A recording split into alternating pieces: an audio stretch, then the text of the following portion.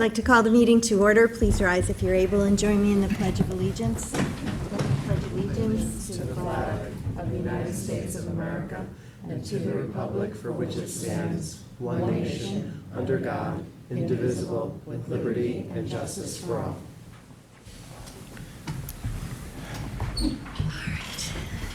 Thank you for coming, everyone. Madam Clerk, would you please read the notice for today's special meeting? Certainly. Members of the Town Board, special Town Board meeting Tuesday, September 9th, 2025.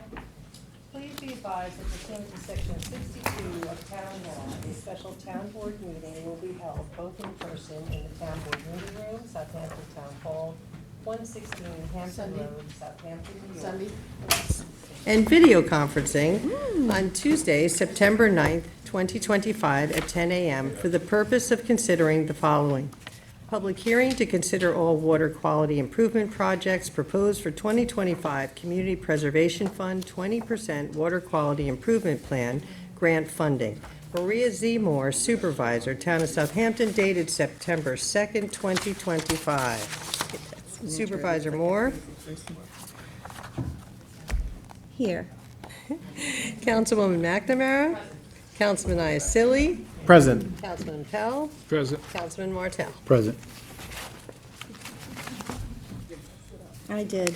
All right, Madam Clerk, would you please read the notice for the public hearing? Public hearing number 1, to consider all water quality improvement projects proposed for 2025 Community Preservation Fund 20% Water Quality Improvement Plan grant funding. Good morning, everyone. I almost said good afternoon because I'm used to being here in the afternoon, but thank you for scheduling this special meeting today to consider all of the water quality grant funding projects for 2025 grant round. We are very lucky to have this revenue. 20% of the CPF revenue on an annual basis is devoted to water quality matters. So in this calendar year, we did have for the water quality budget, $13,674,345. With that information, though, I do want to make everyone aware that this also helps bolster our septic rebate program, which we want to make sure stays very successful. So water quality rebates also come out of this funding, depending on the budget. So we review that kind of in the beginning of the year, and then we just allocated $2 million more to keep that program robust in August. And with the projects here before you today, we do have available funding of $8 million roughly for the projects today, which is left after septic rebates and some town highway projects that we already authorized funding for in August.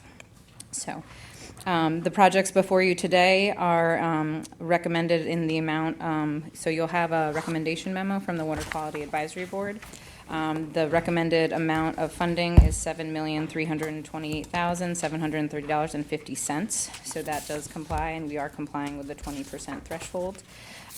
And we did already fund some projects earlier this year, which also were for the Riverhead School District STP hookup, as well as the town-owned property and village-maintained park of Moses Lane Park, which received funding for an IA system of $45,000 earlier this year.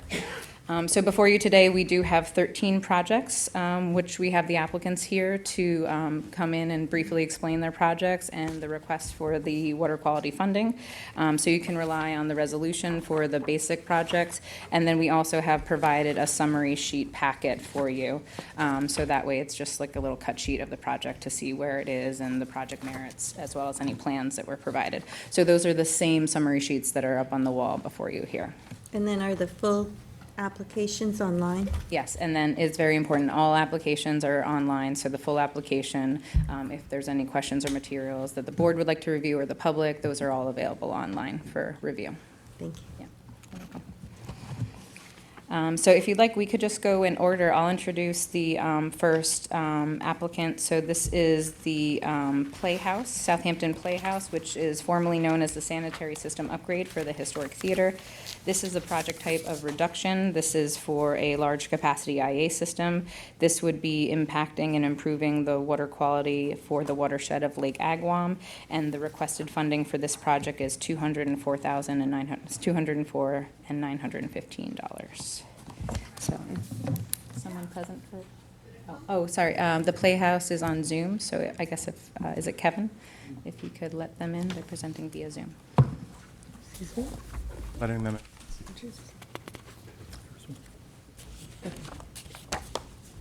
Okay.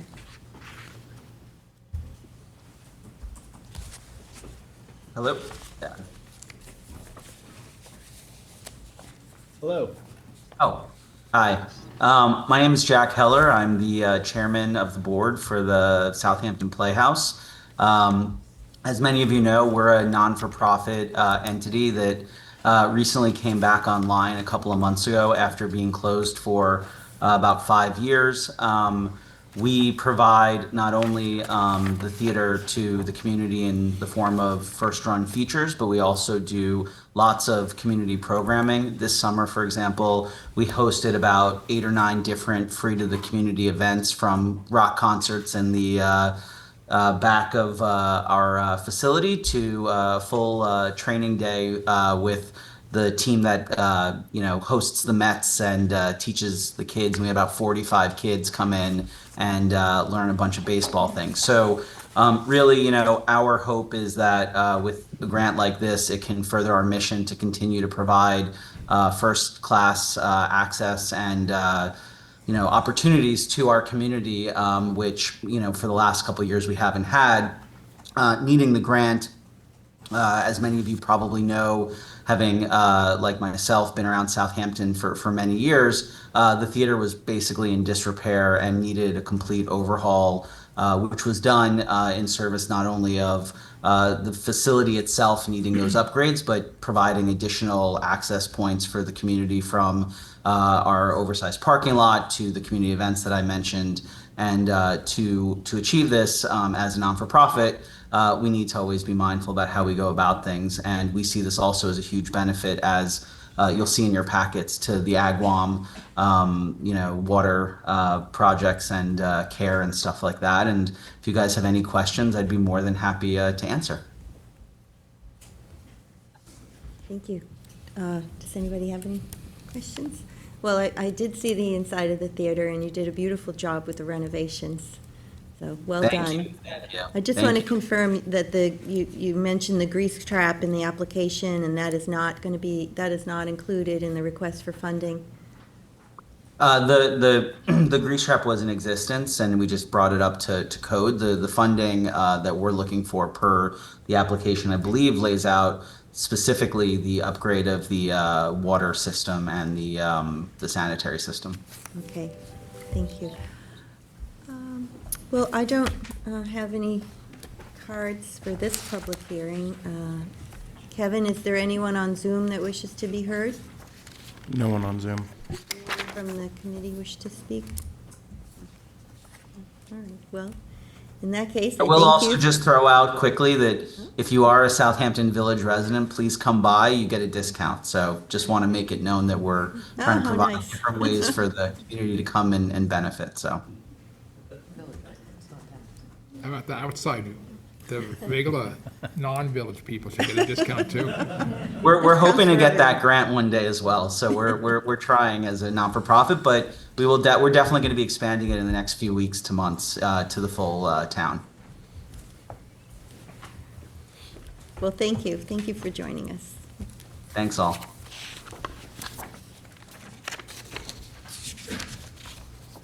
All right, good morning again. So the next applicant I would like to introduce is the applicant for the patio building. So it's a patio building condominium cooperation in West Hampton Beach, so formerly called sewer system installation.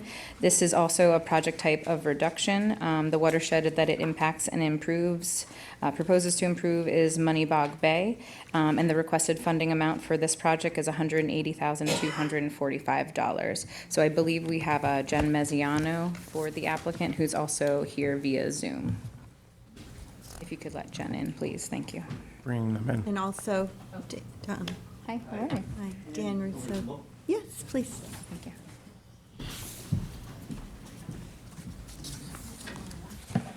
Good morning. On behalf of the patio condominiums, Dan Russo, P.O. Box 50 in West Hampton Beach, New York. Good morning, all. Good morning, Dan. So as the project indicates, this is an application to access funding through the Water Quality Improvement Project to replace the current sewer system, or I should say the cesspool system at the patio condominiums, which sits on Main Street in West Hampton Beach. Thanks to a very insightful mayor at the time, we've instituted a sewer system down there, and we intend to hook up and remove the cesspools and hook up to the sewer system. We are in the final stages of Health Department permitting. The project to date is projected to cost $225,000, and as you know, the application seeks $180,000. The patio condominiums has spent about $30,000 to date with respect to engineering costs and permitting planning. Well, it's very important that everybody connect. Yes. So this is a welcome application. Jennifer Messiano is on the Zoom. Hi, so sorry I couldn't be there in person, and also sorry I can't have my camera on. I'm out of town with not a great cell connection. But I wanted to add just a couple of additional details that may be of interest.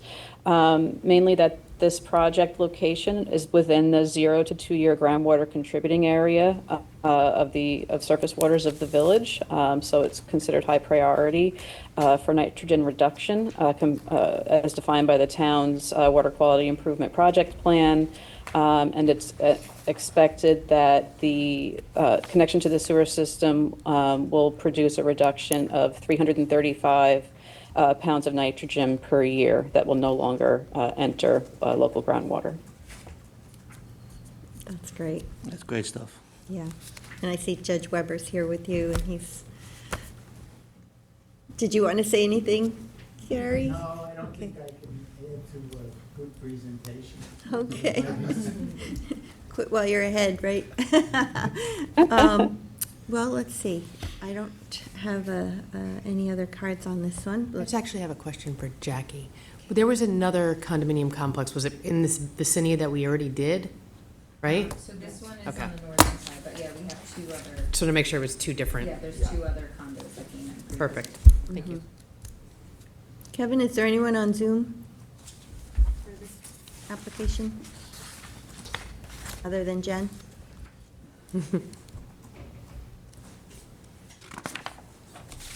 Kevin? Sorry, what was that? Is there anybody else on Zoom that wanted to speak to this application? Yes, we have one hand up. Okay. Thanks, Jen. Thank you. They put their hand down. Oh. All right, does anybody else have any Never mind. questions for Dan? All right, well, thank you for coming. Thank you so much. Thank you.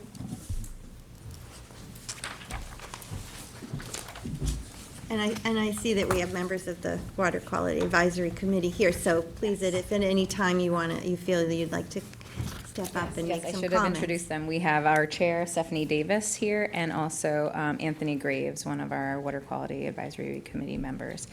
So if you guys have any other questions, about the review or recommendations, they are here to provide guidance and clarity. Okay, I'll just say thank that the you. committee's comments are always very helpful, so thank you.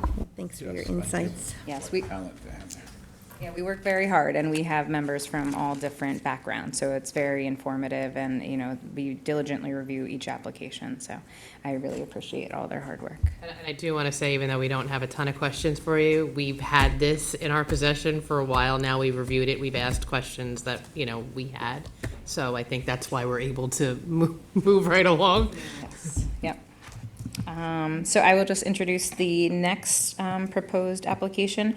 So this is from Sag Harbor Village, and this is the marine waste proposal. So this would be a project type of reduction, and this is for the watershed and improvement proposed in Sag Harbor Cove and Sag Harbor Bay. They have requested funding in the amount of $78,816. And I believe Jen Mezziano is representing the village here today, unless there's anyone else here on behalf of the village. I did have, also, maybe while Jen is getting, let in on the Zoom, I did want to also inform the town board that I had a very nice conversation with Mayor Gardella yesterday evening, just making sure that somebody was in attendance. And he also wanted the town board to be aware that they are looking at some plant updates and modifications. So one of the things they are analyzing for the existing sewage treatment plant is whether or not it will have the capacity or needs to be modified to possibly be able to take in and treat marine waste, which is an issue where not all STPs can accept that type of waste. So those were some questions that the Water Quality Advisory Committee had as well. So we did some research on that, but I just wanted to let you all know that the village is actually formally reviewing that and looking at STP upgrades for the existing facility. So that's something that they are looking into. Would this be conditioned on that occurring, that the village would find a long-term solution so that we wouldn't, be in the same position next year? Yes, yeah, so part of the recommendations with this would be just a one-time funding because we understand that the cost of transportation went up in this year. So the recommendation was to have a long-term capital project approach so that, the STP could either be retrofitted to take on this marine waste, or there could be a larger capacity storage and conveyance system that would help alleviate the cost of transportation elsewhere. In the past, they've borne the cost? Yeah. The village has? Yeah. So I believe Jen Mazziano, who is also presenting previously, can add any comments if there's any questions.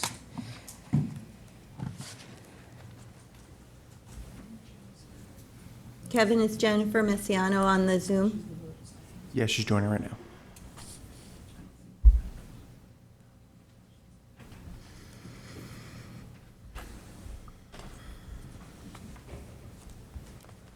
I might have been I'm in. incorrect if she's representing this application, but I'll let her speak to that because I know she works with the village. Sure. I am in now, and so this funding is requested to support costs for the pump-out program in the village. The funds will support contractual costs associated with waste removal for the 2025 boating season. And based on historical data, the village anticipates that approximately 300,000 gallons of septic waste will be removed and safely disposed. This pump-out program provides boaters a convenient and responsible way to dispose of sewage, and the pump-out program directly contributes to protecting human health and maintaining overall health of the Conic estuary. It's estimated that the program will prevent discharge of a little over 4,000 pounds of nitrogen to the estuary in 2025. Jackie, I don't know if you know the answer to this, but do the large yachts pump out here, or do they pump out elsewhere? I believe they do, but I believe they might pump out directly. Like the pump out boat might not have the capacity. I think they might pump out directly at when they're docked. I'm not sure if Jen can answer that though. I mean, would their dockage fees make up some of this cost in the, they have to Yeah.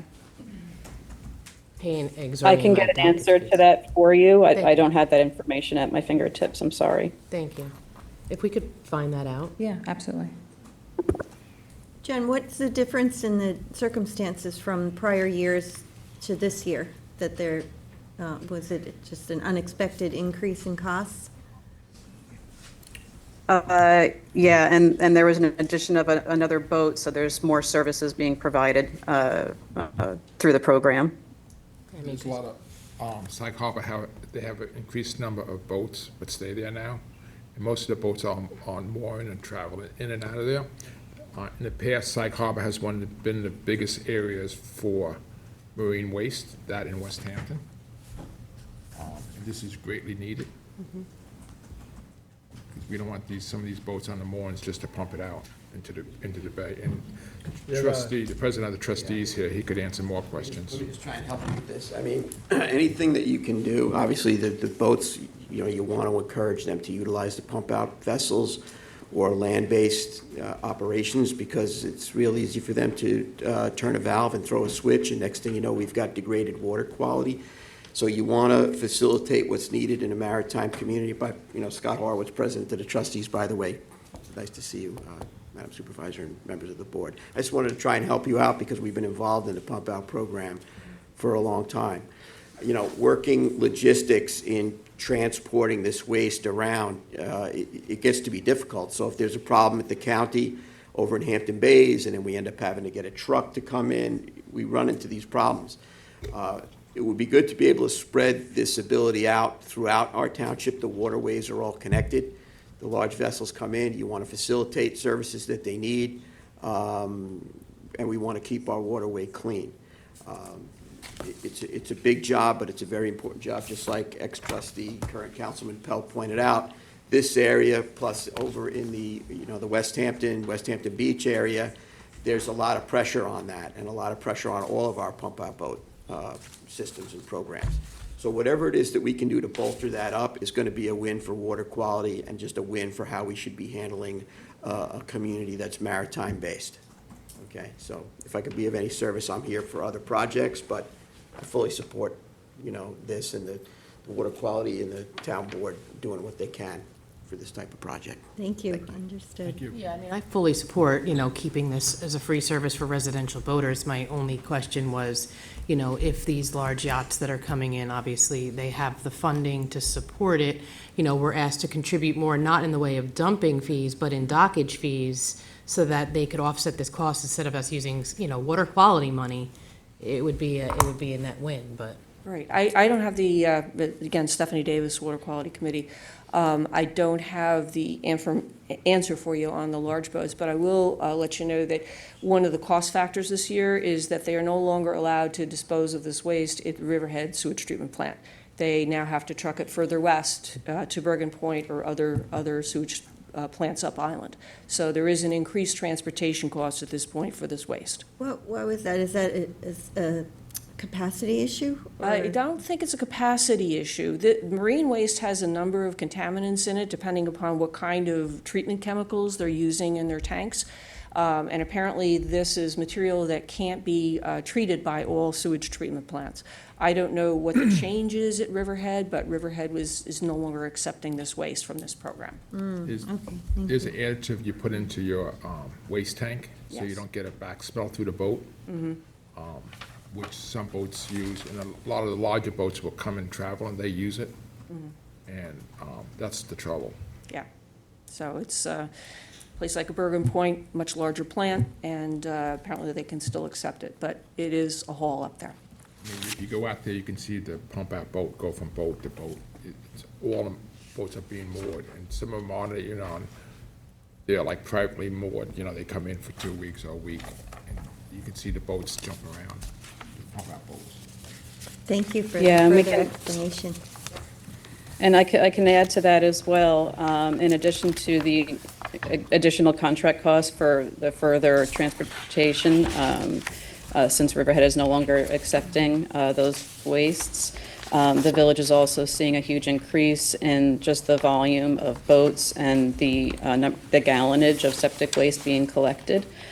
They collected 144 gallons in 2017, and last year it was 274,600 gallons. And this application projected a 10% increase, a modest 10% increase over the 2024 activity. All right, thank you, Jennifer. Sure, thank Jen, are you representing the next one for the for the sewer shed as well? I can stay on for that, yeah. Okay. And I believe we also have somebody from IMEG attending. And I'm not sure if Mayor Gardell is available as well. Just we can keep you on Zoom. Sure. Yes, so I'll just formally introduce the next project, which is also for Sag Harbor Village. This is Sewer Shed K and L construction, which is supplemental funding. The project type is reduction, and the improvement is anticipated and proposed in the watershed of Sag Harbor Cove. Again, the project sponsor is Village of Sag Harbor, and the requested funding is $2,245,219. So this grant request reflects cost escalations compared to the engineer's cost estimates that were used for our initial grant requests to the town. Cost escalations that I think everyone is seeing for their projects have also hit Sag Harbor. So when the bids came in, the funding required was higher than initially anticipated. The village has been looking into and securing grant funds from many different sources, including Southampton and East Hampton CPF, Suffolk County Water Quality. The US EPA has provided funding, as well as New York State DEC's WQIP grant program.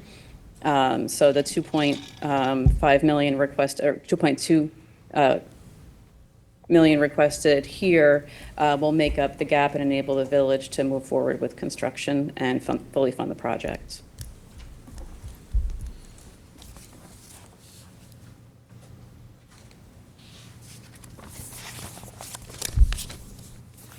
I don't know if there are if there's anybody from IMEG available that could speak to any more technical questions that the board might have. Kevin, is anyone else waiting to come onto the Zoom? No one else on Zoom waiting.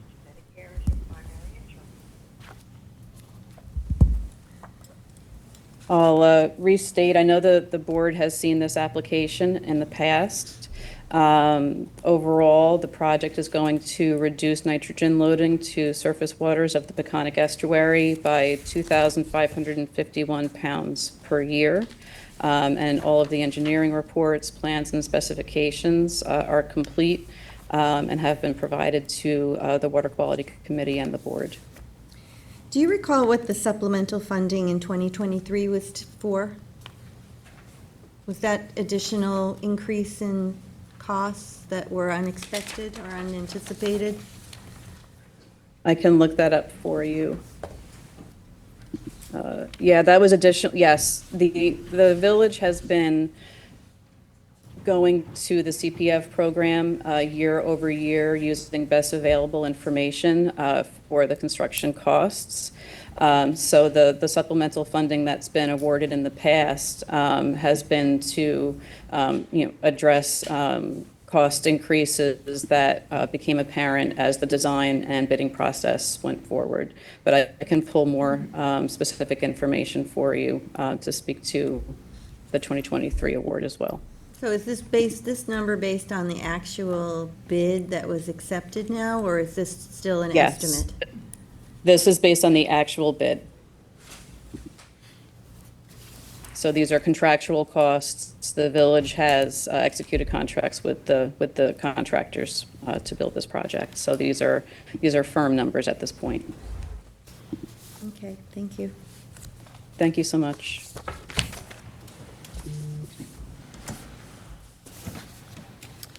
All right, Jackie, let's move forward with the next one. The next application we are considering is with the New York Center of Clean Water and Technology, so formerly named the Replacement of Cesspools with IA Systems at Meacock Landings Condominium. This project type is also under reduction, and the proposed improvement would be to the watershed of Meacock's Bay. This requested funding is in the amount of $1,770,000. And it's to upgrade the existing sanitary system to an IA system.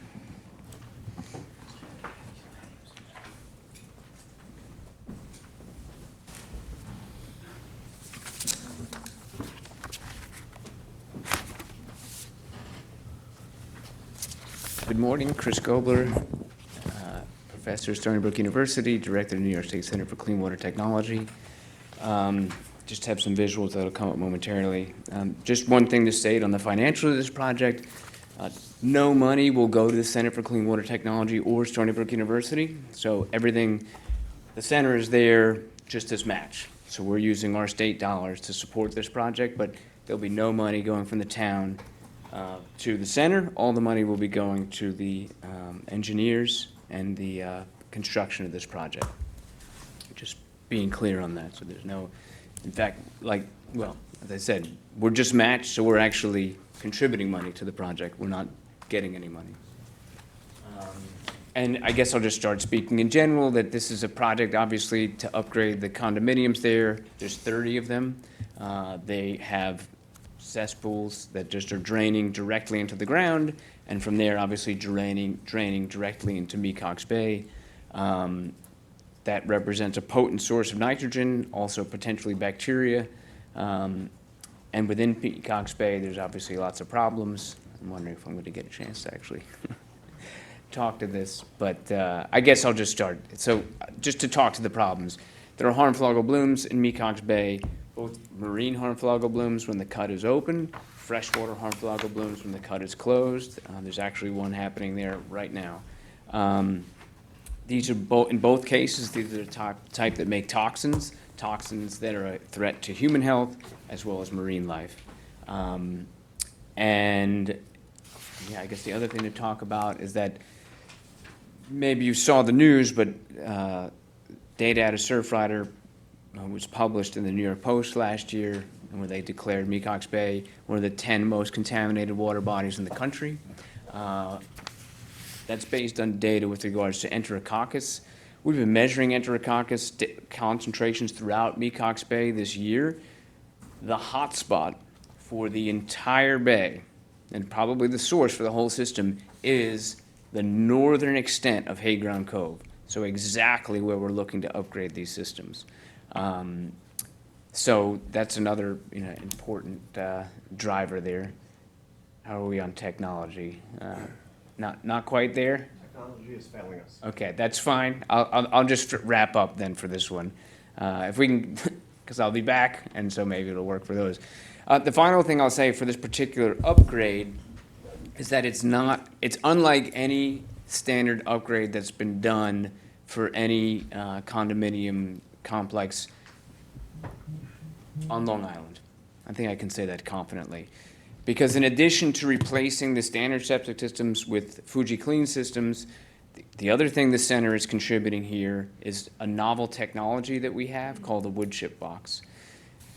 By co-opting the wood chip box to the effluent of the Fuji Clean systems, we can actually achieve the lowest nitrogen effluent of any system that exists in Suffolk County. So Fuji Clean system is just about the best you can get. On average, its effluent is about 11 milligrams per liter. When we put one of these wood chip boxes on the end of these things, we can get it down below 5. In some cases, almost undetectable. So this is the best technology available in Suffolk County for getting the nitrogen levels down. So I think I'm probably going to leave it there. That's everything I'm remembering I was going to say in my slides. So if anybody has any questions, I'll take those, and then otherwise. So these are going in place in the already disturbed areas? So this is replacing the existing concrete septic system. Yeah, exactly. Yeah. You speak a little bit about life expectancy, and is there any maintenance involved with this? Sure. Suffolk County requires twice a year maintenance on all innovative and alternative septic systems. So twice a year, someone would come to inspect the systems, make sure the systems are functioning, and do any maintenance that would be required. On the life expectancy front, they are expected to last decades. And also say on the Fuji Clean front that that's an international corporation, right? They're from Japan, and they have these systems installed all around the world. So it's pretty reliable technology. What about the wood chip box? How often does that have to be replaced? So to our knowledge, we think that will also be decadal. In Happy News, all wood chip boxes have access. There'll be access ports to the surface. So if needed, in an emergency or other reason, they could be vacuumed out as waste, and they could then be replaced. We have some systems that are in the ground that have been performing and have lost no performance over 10 years. And we have colleagues who have systems for 30 years, and they're still performing. So I feel pretty good about the wood chip boxes. Yeah, that's great. That's a nice addition to the technology. I just have one other question. Generally, we were of the understanding that these IA systems, for example, the Fuji, would be about $35,000 for a homeowner, and, they can avail themselves of funding through the state and the county and the town. But on the estimate, it's listing them at $85,000 to $105,000, and I was just wondering, is the price of these systems, the installation, going up? I mean, that's part of it. I think it's also a little bit of a complex install in that, instead of, the alternative, of course, would be to build a sewage treatment plant there. But that would be even more expensive when we cost it out. So I think that's the cost the engineer came up with, Brian Grogan, thank you. Came up with those estimates, and I think it's based on, having to get them all arranged properly, and there's also restoration costs in there as well. All right, thank you. Okay. Does anybody else have any other Thank questions you. for Dr. Gobler? All right, thank you for coming in.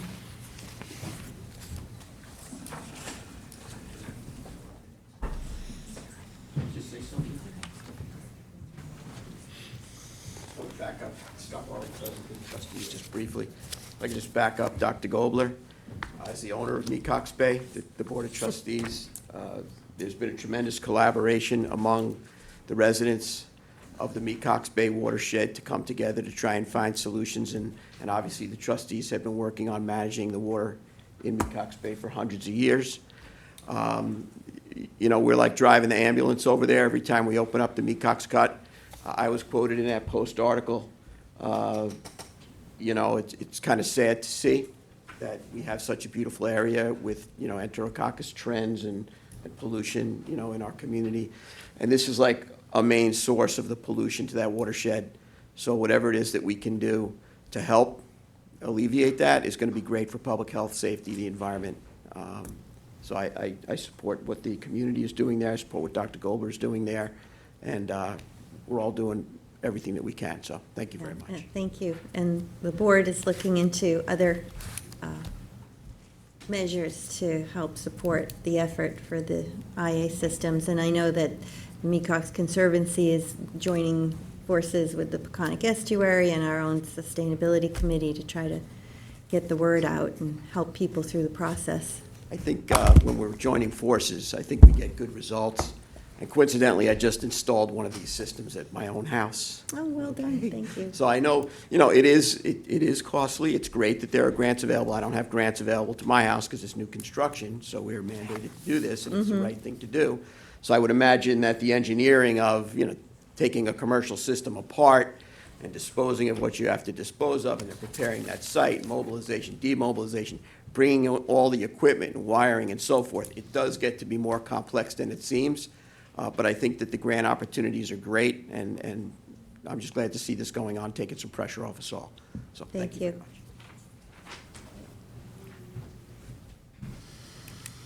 Were there any public comments? Is anybody on Zoom that would like to speak about these last couple presentations, Kevin? There are a few people on Zoom, but I don't know if they want to speak or not. Okay.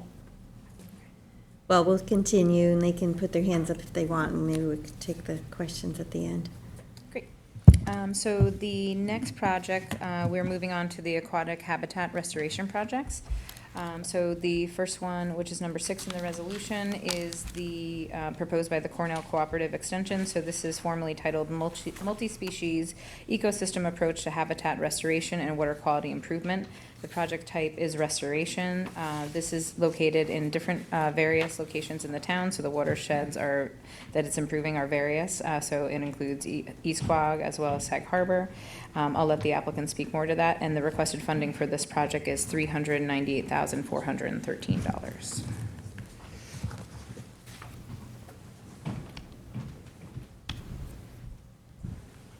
Thank you, Jackie. Hi, I'm Kim Barber with Cornell Cooperative Extension Marine Program.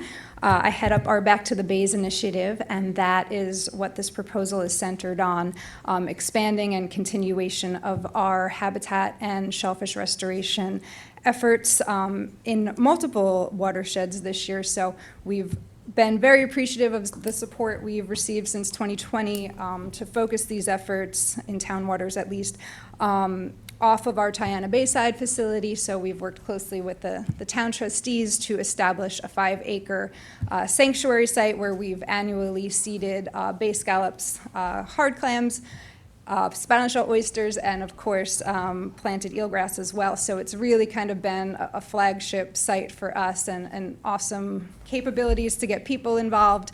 And that's what our requests to date have always been supporting. But this year, we'd like to tie in 2 more of our back to the base stewardship sites, as we call them. So these stewardship sites are long-term receiving areas for these multi-species restoration methodologies that we use. And the idea is we get permitted for 10+ years to be able to build up our oyster reefs and again all the other methodologies as well, because that's where we're seeing the most restoration success, where we could continually visit these sites every year and expand upon what's going on there to maximize those water quality and habitat improvements. So for the past 2 years, we've been working closely with Mayor Truhold over there, the Quogue Village, to establish a new stewardship site there. So we're growing oysters under the Post Lane Bridge there. They've been growing fantastically. So we've done 2 years of plantings now, and that's kind of usually how we dictate the long-term success or trajectory to be successful. So we've been so pleased. I have Kate Rozzi Snook, who's our aquaculture manager here with us, and she's very pleased with the growth of everything that's happening in Quogue there. So we really are seeking to expand upon efforts there and take some of the pressure off of the village to fund that as well.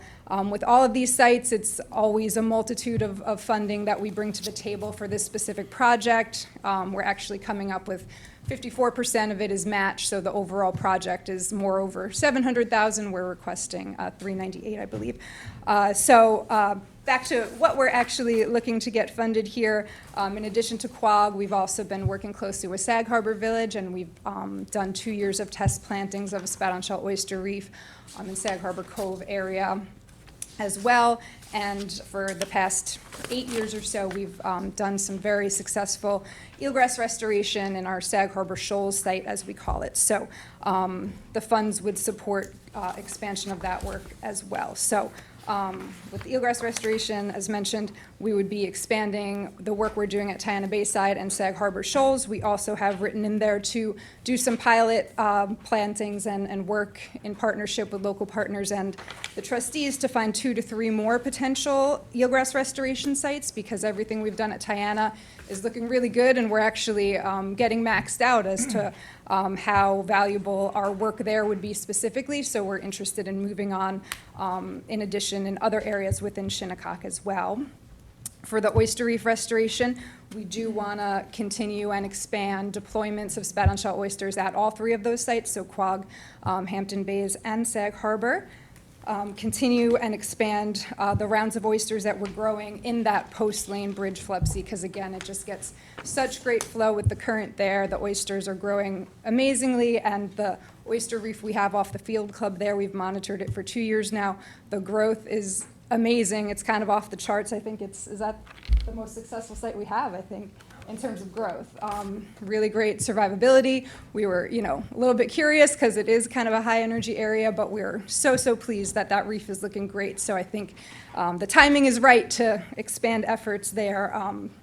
And then, of course, Sag Harbor as well. So that's one of our newer sites. So we have to do some more monitoring there this fall to see how this year's planting went. We did see a little bit more mortality at that site than we had liked to, so we might need to rethink that site specifically as well. But either way, we're really interested in enabling plantings to happen at all 3 of those sites. Hard clam restoration, the same thing. So we plan to grow out millions of hard clams to seed at these 3 sites within town waters as well. Same thing with our bay scallop restoration. So my colleague Harrison has been operating a shellfish nursery there at Tiana. So we're growing out bay scallops in lantern nets and trialing different gear types in hopes to scale that up. So with the funds from this project, we'd be able to do just that and keep on expanding our bay scallop plantings to keep those populations from not entirely dwindling. So we're interested in that as well. And then our coastal plant nursery operation. I don't know if you've been down at Tiana Bayside recently, but thanks to the funds from the last 2 rounds, we've done a huge expansion of our coastal plant nursery area, and we're growing out plants to use at restoration sites throughout Southampton town. So there's been another request to do another planting at Long Beach, over in Sag Harbor area, where we've been able to take plants that we're growing on site there and bolster the habitat availability at that town property as well. So it all kind of works together as a feeder site to be able to enable all this restoration within the town.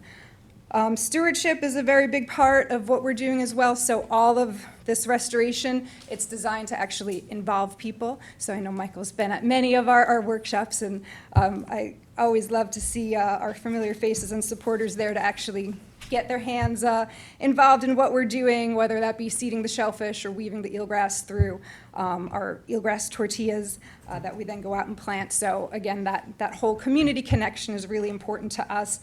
This also has a school component as well. We have letters of support in our package from several local schools that we want to get our reef raisers and meadow makers curriculum in and get those schools helping us grow out the marsh grass that we use for the coastal restoration, and also trialing growing out some spout on shell in classroom tanks so they get a really good visual and could really get involved in growing something that's going to give back to the bays. So we're excited about that. And then, of course, monitoring. So with all of our sites, we always do at least quarterly monitoring at all of our stewardship sites to monitor, the success or the failure, because that happens sometimes too. And then also we're able to collect that data to comparatively compare the sites even within our own network and troubleshoot what might not be working, or when it's time to maybe select a new site, or when it's time to scale up certain sites as in the Quag site. So that's pretty much the overview. So happy to address any questions.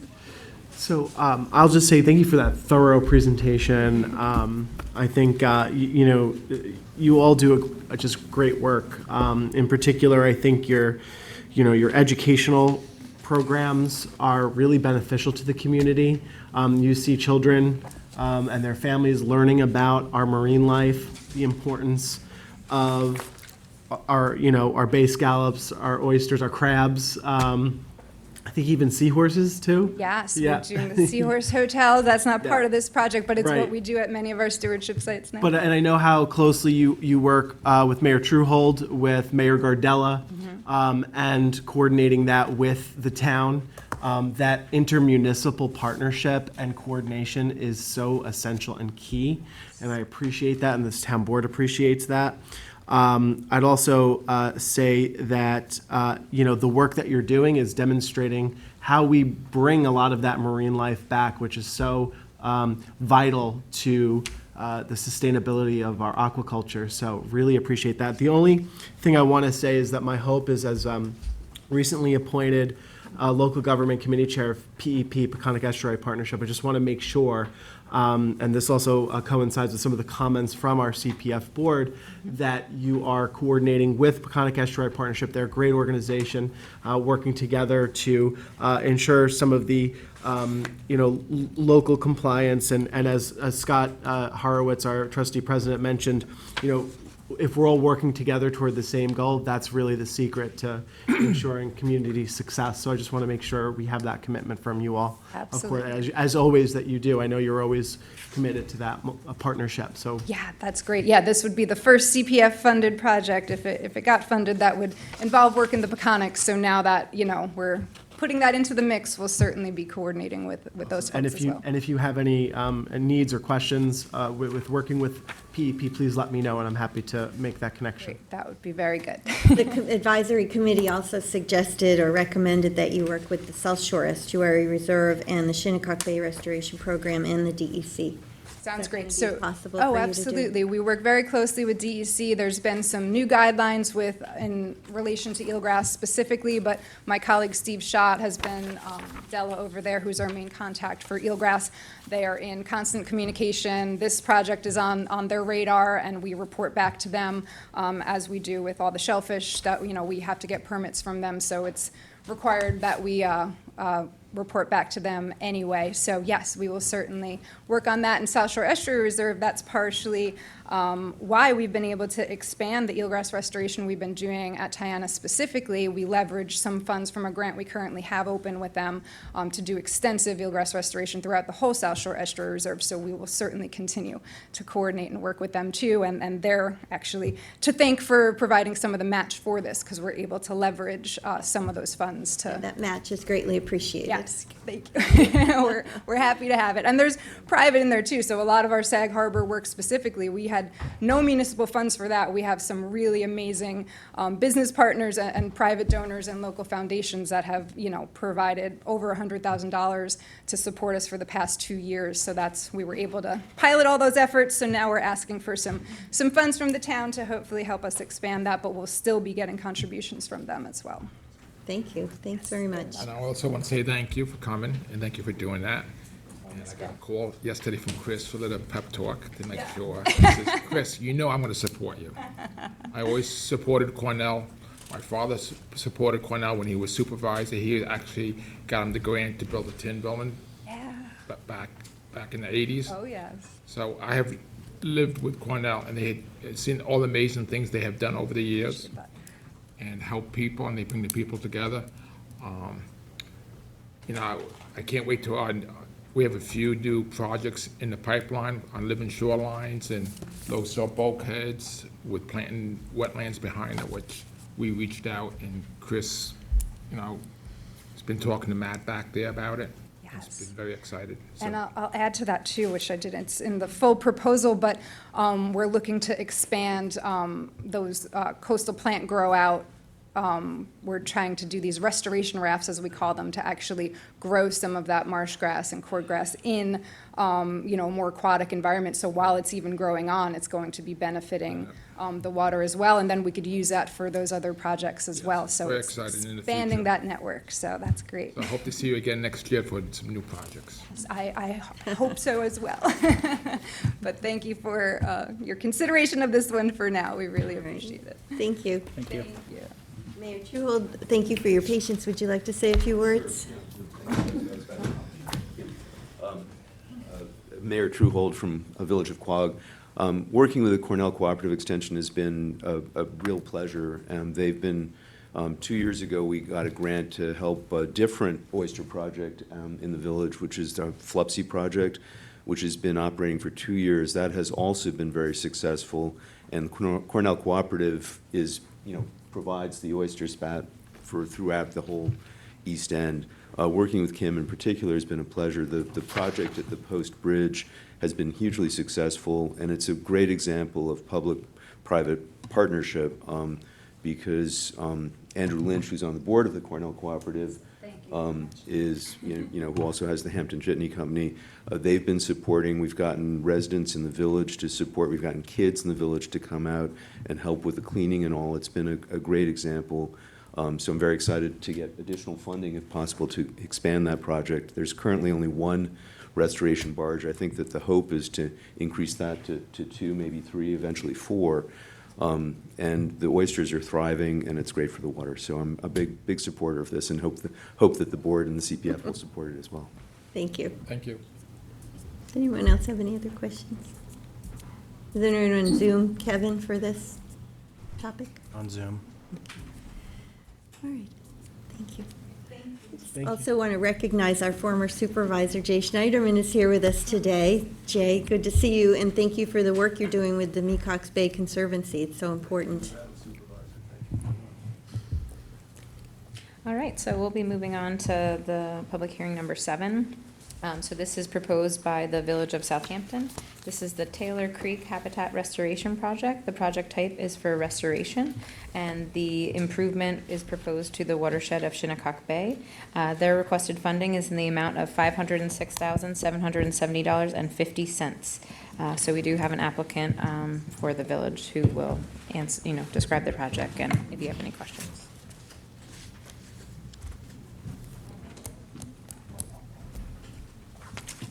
Thank you, Jackie, and thank you, Madam Supervisor and members of the Town Council. Bill Manger, Mayor of the Village of Southampton. You're welcome. Thank you for coming. Thank you very much. I'm joined with Matt Jedlicka of LKMA, who will be acting as our engineers on this project. So Taylor Creek is a body of water in the western part of the village that opens directly into Shinnecock Bay. And it is intersected by Boyson Road, which is a residential street in the village. That bridge and culvert that joined the end of Taylor Creek has failed. And so we now have stagnant water that is full of Phragmites on the north side because there's no free flow of water from Taylor Creek. It also has prevented fish like alewives and others from being able to go up and back and forth in the whole length of Taylor Creek. So it's also an area that floods in the village. So what we would like to do is, again, with the engineering help from LKMA, is to rebuild that culvert in a way that's natural with a rock bottom so that the fish and other creatures are able to go back and forth. And it's also felt that if we have free flow of water again all the way to the end of Taylor Creek, that we will see the elimination of some of those Phragmites, which are really choking the end of Taylor Creek. But that's just basically an overview. The village is looking for, again, the $506,770.50. That represents 75% of the cost of this restoration. The village is going to pay for the other 25% out of our own finances. But now I will turn it over to Matt Jedlicka to talk a little bit more about the technical aspects. Good morning, Supervisor, board members. Matt Jedlicka from McLean Associates. So the mayor pretty much said everything that needs to be said, but the idea is there's a failed 15-inch culvert pipe that crosses the road, and the intent is to replace that with a 2-foot by 2-foot open bottom precast concrete culvert, which will allow the tidal flow to come in and out up Taylor Creek, will allow the alewives to go up, the glass eels, which are baby eels, that they can cross that. So it's the culvert replacement. There's some bulkhead work that's required as far as the rest of the project. There's native planting restorations that's part of it. The general idea as far as habitat restoration is to allow the salt water to get back up into Taylor Creek and raise the salinity a little bit, which will kind of decrease the Phragmite issue. And this... Yeah, the supervisor wanted to know about a fish ladder. We don't need one there. I tried to get this done about 10, 12 years ago when I was a trustee. And I'm very familiar with this area, and actually it goes way up. There's a couple small ponds off this where it's really choking. You probably end up getting muskrats up there, which is good.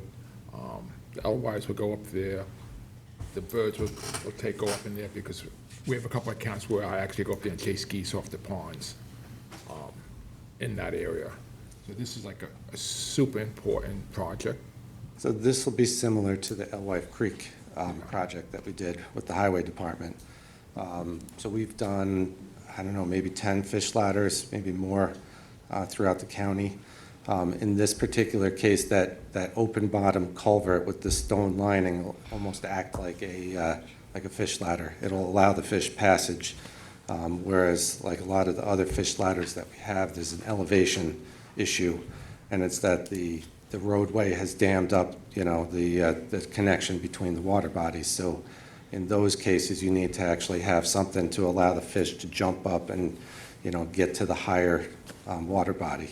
But in this case, everything is kind of on the same level.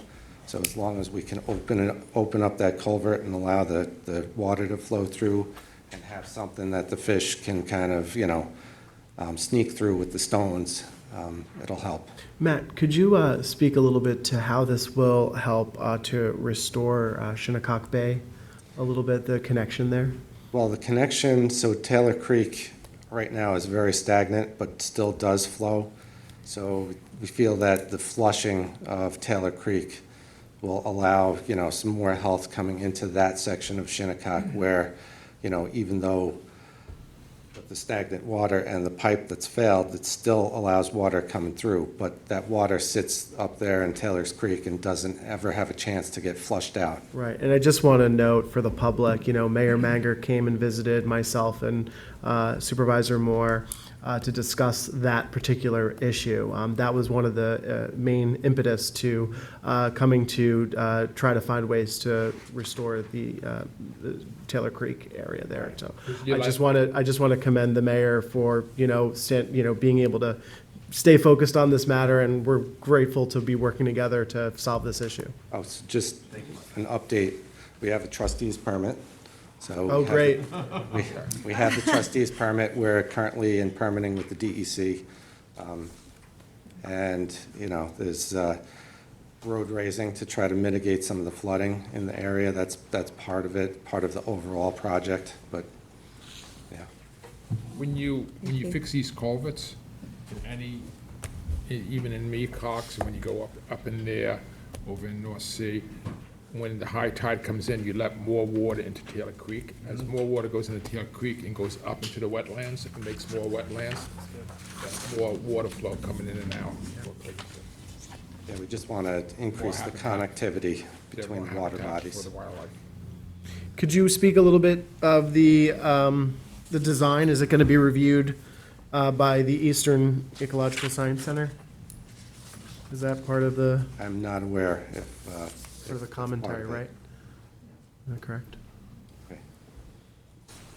Well, we're happy to have it reviewed by anyone that you would like us to have a look at. That was a recommendation from the committee. Okay. Okay. Yes, of course. Did you want to speak to that, or? I just want to speak to one other matter. Sure. And one of the things that the committee was very pleased to see with this one is that the road raising elements are not part of what's being asked for from water quality funds. They are being paid for separately by the village. So that was something that we were very pleased to see. Yeah. Thank you. Thank you. Thank you. Any other questions? Matt, just a technical question. How do you decide on 2 feet by 2 feet? Is there some parameters that? It's a volume thing. So you are, okay. Yeah, trying to keep close to the 15-inch, diameter, something like that. But to square it off so there's more of a flat bottom. Okay. So it allows a little bit more water than the 15-inch pipe, but we don't want to have, a 4-foot culvert or something Okay. like that. Yeah.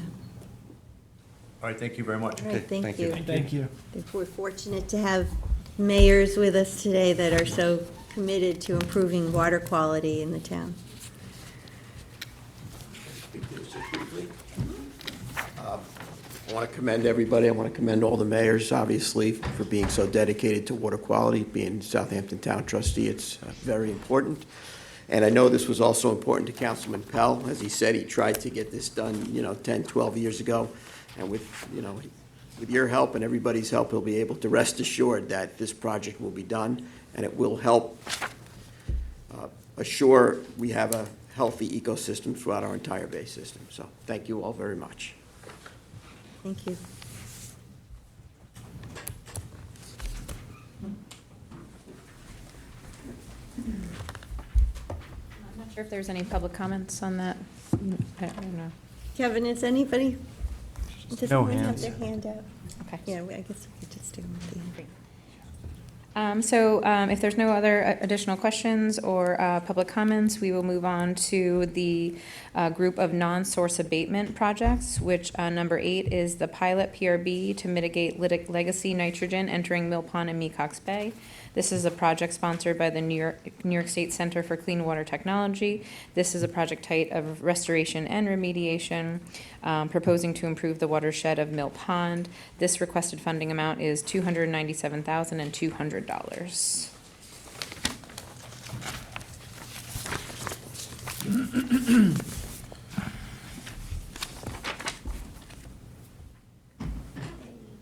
Technologies.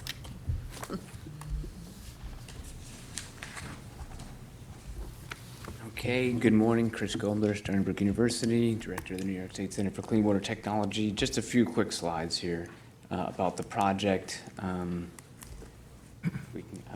you just click the space bar if I say next slide? Because the remote doesn't seem to want to behave. Okay, so there's lots of problems, as I indicated in the past, with Mecox Bay. We've measured the occurrence of hypoxia, and I said marine and freshwater harmful algal blooms. Next slide. If you could just hit the space bar, sorry. Probably the one that I'm most concerned with are what we'd call freshwater blue-green algae blooms, also known as cyanobacterial blooms. You can see the picture of mill pond in the upper right there. Microcystis is one of the most common of these, and it makes microcystin, which is a gastrointestinal toxin. When it was first discovered, it was called fast death factor because it can cause rapid mortality in mammals. Next slide. And I'm sparing you the details of what it can do to dogs and elephants and birds and such. And if you just hit the spacebar once more, this is just showing, if you could just hit the spacebar once more there, just once more, just showing that last year, well, anyway, last year we had a couple of, we had blue-green algae blooms and cyanobacterial blooms happening intensely in Mill Pond, and then that being flushed into Mecox Bay. So Mill Pond is actually seeding Mecox Bay with these toxic blue-green algae blooms, particularly when the cut is closed, the salinity goes down, and the whole system becomes vulnerable. This is a paper that I published actually 20 years ago. You can't see the details, but it's suffice to say it was a one-year study of Mecox Bay that showed that it's nitrogen that intensifies these blue-green algae blooms, particularly during summer. Next slide.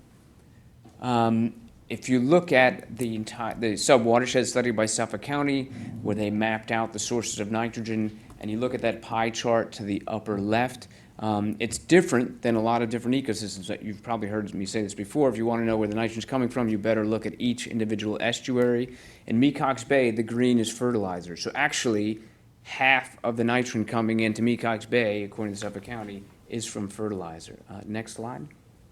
And if you look at the watershed of Mill Pond in particular, and you look at the area due north of Mill Pond, maybe that's no surprise if you look at all those farm fields. So all of that is coming down the pipe right to Mill Pond. It's the receiving, and I probably, if I put in another picture that showed an even larger water body, you just see that there's all these farm fields, it's all funneling down. That's all the watershed to Mill Pond. So all of that water is now traveling down into Mill Pond, intensifying the blue-green algae blooms there, and then flushing them out into Mecox Bay, along with the nitrogen that gets in there as well. Next slide.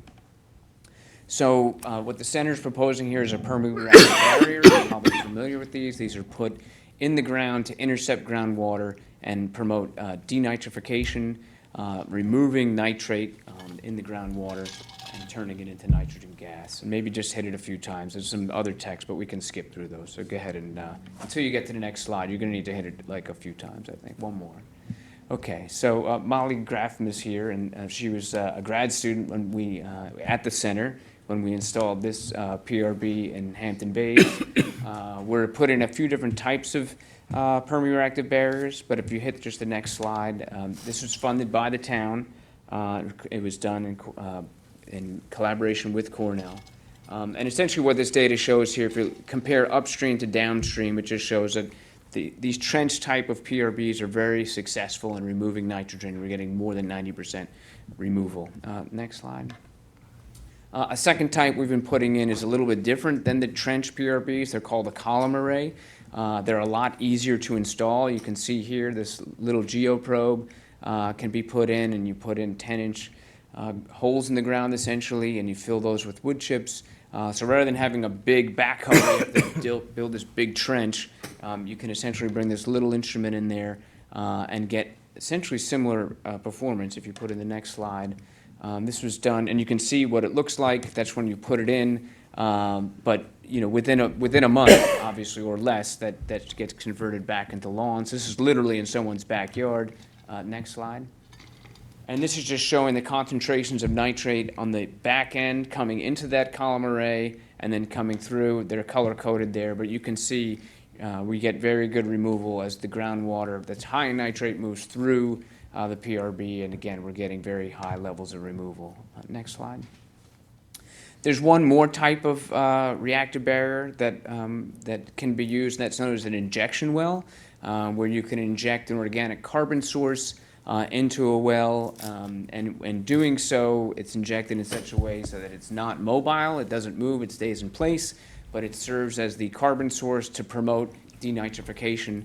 And as the groundwater comes into contact with it, it again promotes that denitrification. The organic carbon source doesn't get mobilized, but rather stays in place and does its job. So next slide. So what this project proposes is to actually compare the 3 different types of reactive barriers. So a trench reactive barrier, an injection well reactive barrier, and these columns, all in the Mill Pond watershed. 1, this will be removing a lot of nitrogen, but 2, we'll learn a lot by doing this side-by-side comparison to understand which is going to be the most effective at removing nitrogen, which will be, and we thankfully at the center have engineers who can also do cost analyses as well. So what's the bang for the buck? How much, based on how much you spend, how much nitrogen are you removing? So this will be a good project for removing nitrogen from Mill Pond.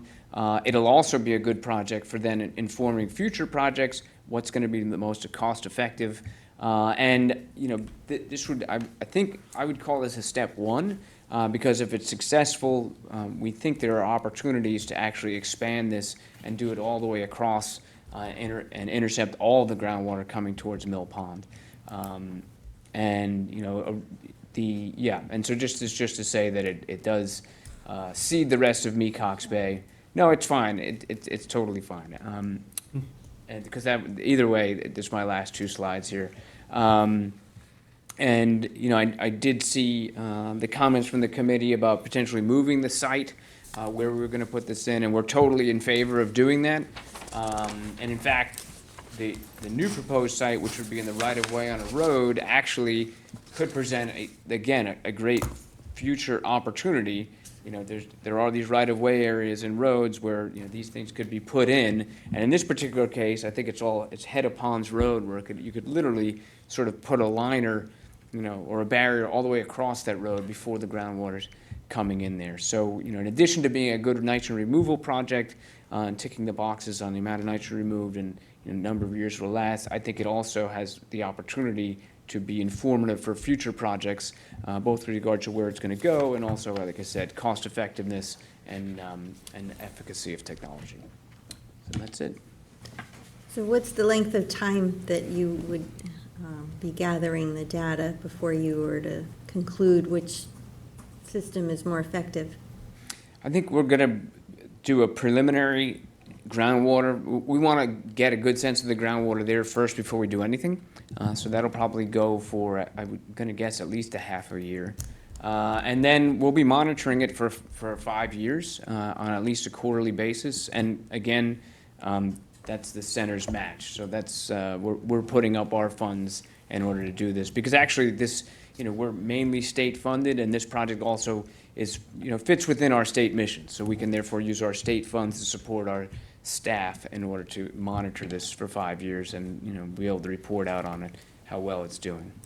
Would the cost be impacted if you have to find that other location in the right-of-way? No, it shouldn't be. I just want to comment that, you know, living here my entire life, Mecox Bay and Mill Pond were a lot healthier when there were more farms and less homes. So. Yeah, and you know, the second biggest source there is on site, and we're working on that already. In fact, we have a project and a person at the center called Tom Varley. His name is Tom Varley. We call him our watershed manager, and he's actually working with homeowners. At least at this point, more than a dozen, it could be 2 dozen, on taking them through that process, helping them apply for grants. We've actually gotten to the point now where he actually. He's now applying for grants for the people just to get things moving along. Yeah, I mean, because I'll guarantee you there's a lot more nitrogen going on those lawns than there are going on those farm fields. Yeah, well, but here's the other thing. And I'm not, as I point to those farm fields, I'm not. The title of the project recognized was the word legacy nitrogen.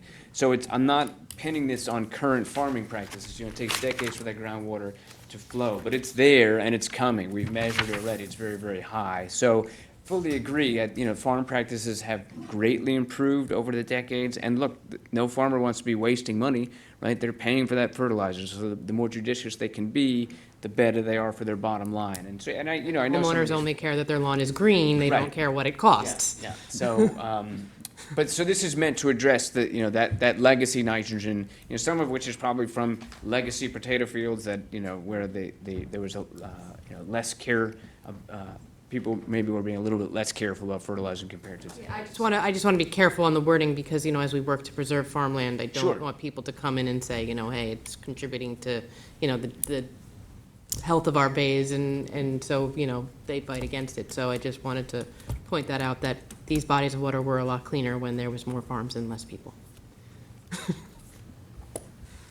And are any of these structures above ground? No, this is all below ground. The only thing, when we're done, the only thing that'll be above ground will be some PVC ports for sampling the groundwater. Mhm. And if it's in the right-of-way, is it weight-bearing if a vehicle were to? It shouldn't have any, I wouldn't want a very heavy truck driving over it per se, but it should be weight bearing and should be fine. Because there's no, it should be perfectly fine. Okay. It's very interesting. I can't wait to learn about the results. Okay, well, we'll be happy to report on that. We're fortunate enough to have the project move forward, so. Okay, thank you. Thank you. Thank you, Dr. Gobler. Thank you.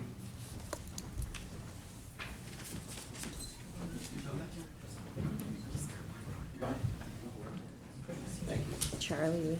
So, members of the town board, Councilwoman McNamara is correct. You're 100% correct.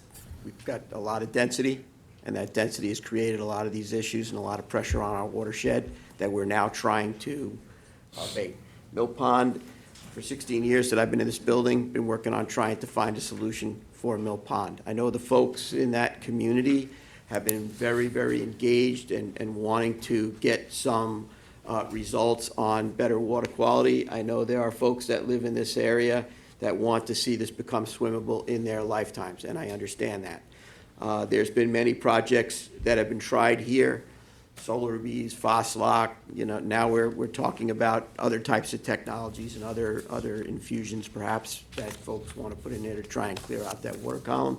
I applaud the work of Dr. Gobler and the Center for Clean Water in, coming forward to try and help us resolve this issue. It's a big issue.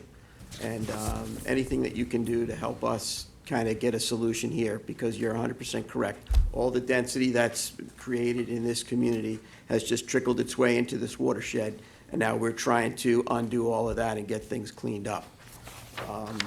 So I think you have excellent opportunities here, and again, we all work together, perhaps we'll see things turn around in our lifetimes, so thank you. Thank you. I think so. This is a multi-prong approach for Mecox Bay with the IA systems and this fertilizer, nitrogen abatement, so I think we're going to be able to accomplish some good things. All right, what's next, Jackie? I just always want to check in and see if there's any public comments on each individual project, but if there's not, we can go to the next one. Kevin, is there anyone on Zoom? No one on Zoom. And we'll do a recap at the end, too. Yes. Okay, so the next proposal is also a non-point source abatement project. This is the Corwin Lane Boat Ramp, stormwater management improvements. This is proposed by the Southampton Town trustees. The project type is remediation. The watershed proposed to be improved is Tyana Bay. Sorry. And the funding request is in the amount of $152,250.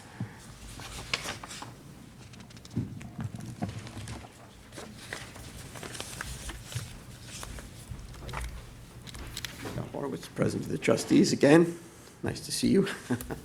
Matt Jedlicka, we're working on this project together. This is just another classic example of where we are working closely with the town of Southampton, in this case, the highway superintendent at an area called Corwin Lane, where we have a boat ramp.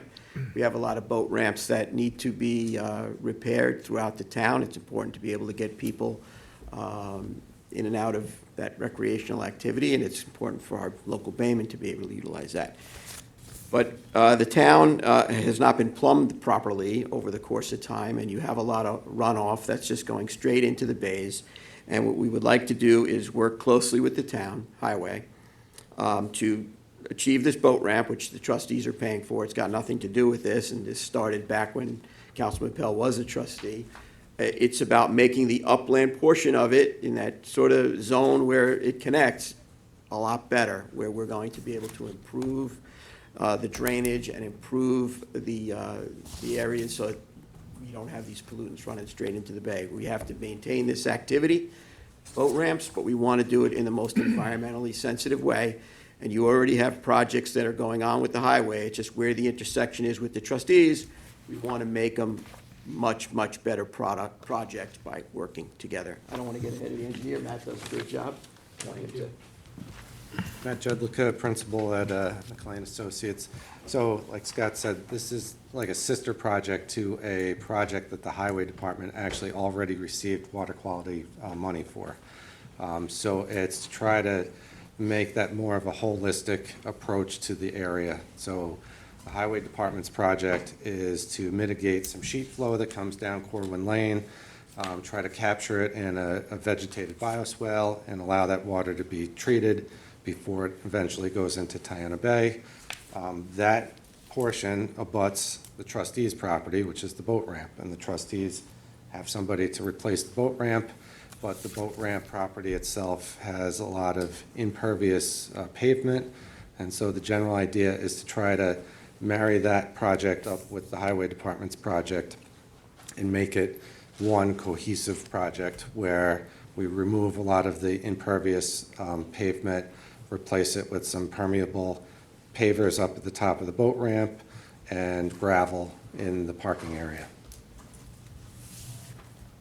And that summarizes pretty much the whole project. Yes, it's a great project, and I looked at it when I was a trustee, and I brought this up to the highway and to the trustees to look at this, and thank you for doing it. Also, there's a lot of water that comes down off Washington Avenue too, that dirt road. It's a high-use boat ramp. A lot of local people use it, and the Baymen use it. It's an important project. It would be great for us to work together. It really could be that much better. And again, all of these little projects that we're all working on together, when you add up the sum of everything that we're doing, I think maybe you can see some good improvements on our waterways in our lifetimes. That's the hope. I think so, and thank you for coordinating with the thank Highway you. Department. It's a pleasure working with you all. It's a pleasure working with the Highway Department. I mean, the public expects us all to coordinate for the greater good, and I think it really has been working well, so just keep it going. Thank you, President Horowitz. Thanks, Matt.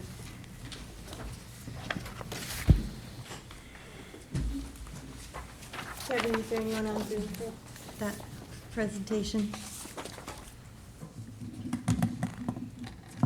Kevin? Sorry, what was that? Oh, is there anybody on Zoom for that last presentation? No one on Zoom. All right, thank you. Thank you. All right, so moving on, we are still in the non-point source abatement project category. This is number 10, Quogue Street and Post Lane and Neomog Lane Roundabout Rain Gardens. This is proposed by the Village of Quogue. It is a project type of remediation. It impacts various watersheds in the Quogue area, and the requested funding is $539,050.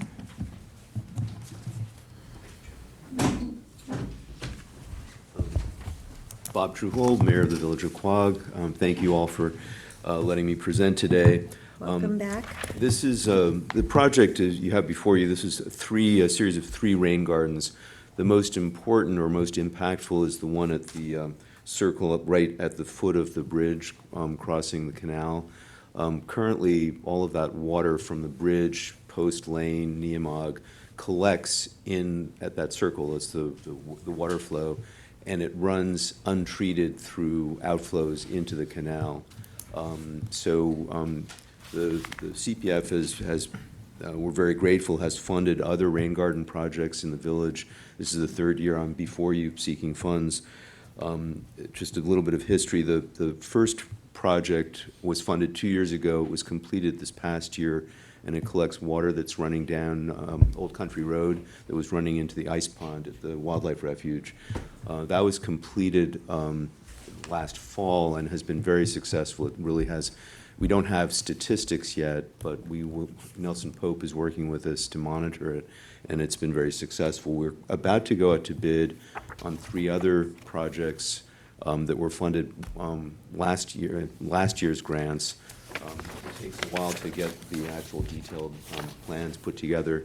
They're now done. That will, one of the projects is similar to what Scott Horwitz just presented. It's for a boat ramp at the end of Quaquanantuck. Similarly, a lot of water runs down Quaquanantuck, and we're proposing a series of rain gardens, permeable pavers and all to collect that water, and at the same time do some improvements to the boat ramp. Coming to the current project, I won't go to too much detail because I know you're familiar with the concept, but Quogue has all these fingers of creeks, some underground rivers that all flows down into the various Ogden Pond, Quantuck Bay, into the canal. So we've been working with Nelson Pope and Cornell Cooperative and others to identify areas to put in bioswales, to put in collection points so that the water that collects in storm, when it rains or when there's flooding, will be caught, percolated down, and treated so it does not run straight into the bays. So this is, this year we're proposing 3 different areas, 2 on Quogue Street where a lot of water collects. It's low areas. There are outflows that go into Ogden Pond in one place, into Quantuck Bay in the other, and as I said, at the post circle that runs into the canal. So that's why we're here, and we would greatly appreciate continued support from the CPF so that the village can contribute to improving the water. A lot of people don't realize how important rain gardens are and swales. That's one of the first things when the water comes down the street, or if something gets flooded and it goes down into the rain garden, onto the swale. What is that water bringing? A cigarette butt, some garbage, whatever. It's a lot easier to clean it out of a rain garden or a swale than clean it out of the bay or in the wetlands. Absolutely. That's why people don't realize how important this is. It's very basic technology, but it's proven to be very effective. Yeah. Get a lot of bang for the buck. People say, oh, it collects, this is all full of garbage. They're doing its job. That's what they're there for. So I supported these projects. I'll continue to support these projects. I just have a comment on a prior project by the Quogue Wildlife Refuge. The curbing that was installed there left no shoulder, and it's not mountable by wildlife. They're 90-degree curbs, so they're not mountable curbs. So any wildlife that's crossing that area, it kind of gets caught up in the curbing there. And if you look at the curbing, it is just black from tire rubber because there's no way to move over to get out of the way when big trucks come down that road. So it's just something to be cautious of in the future on those projects when they are on heavily traveled roadways like that. Otherwise, it looks beautiful, and I know the Quogue Wildlife Refuge maybe wasn't that thrilled with losing a large portion of their parking, but... They lost 6 spaces, so I think the net improvement on water quality there was a cost there. And the comment about the curbing, we've definitely taken into account. I think the current projects, there won't be a need for curbing, so we've also improved some of the signage to get people to walk on the parking lot side. We learned from some of the... Well, it's vastly improved when you first came and presented, and you wanted the rain gardens but didn't really have a plan, and it's nice to see it all laid out now. And thanks to Mrs. Davis and others for actually introducing us in the first place to Nelson Pope, because that's definitely improved our education in terms of how to implement these projects throughout the village. Any other questions? No, thank you, Mayor. Thank you to the council. Kevin, is there anyone on Zoom? No one on Zoom. Thank you.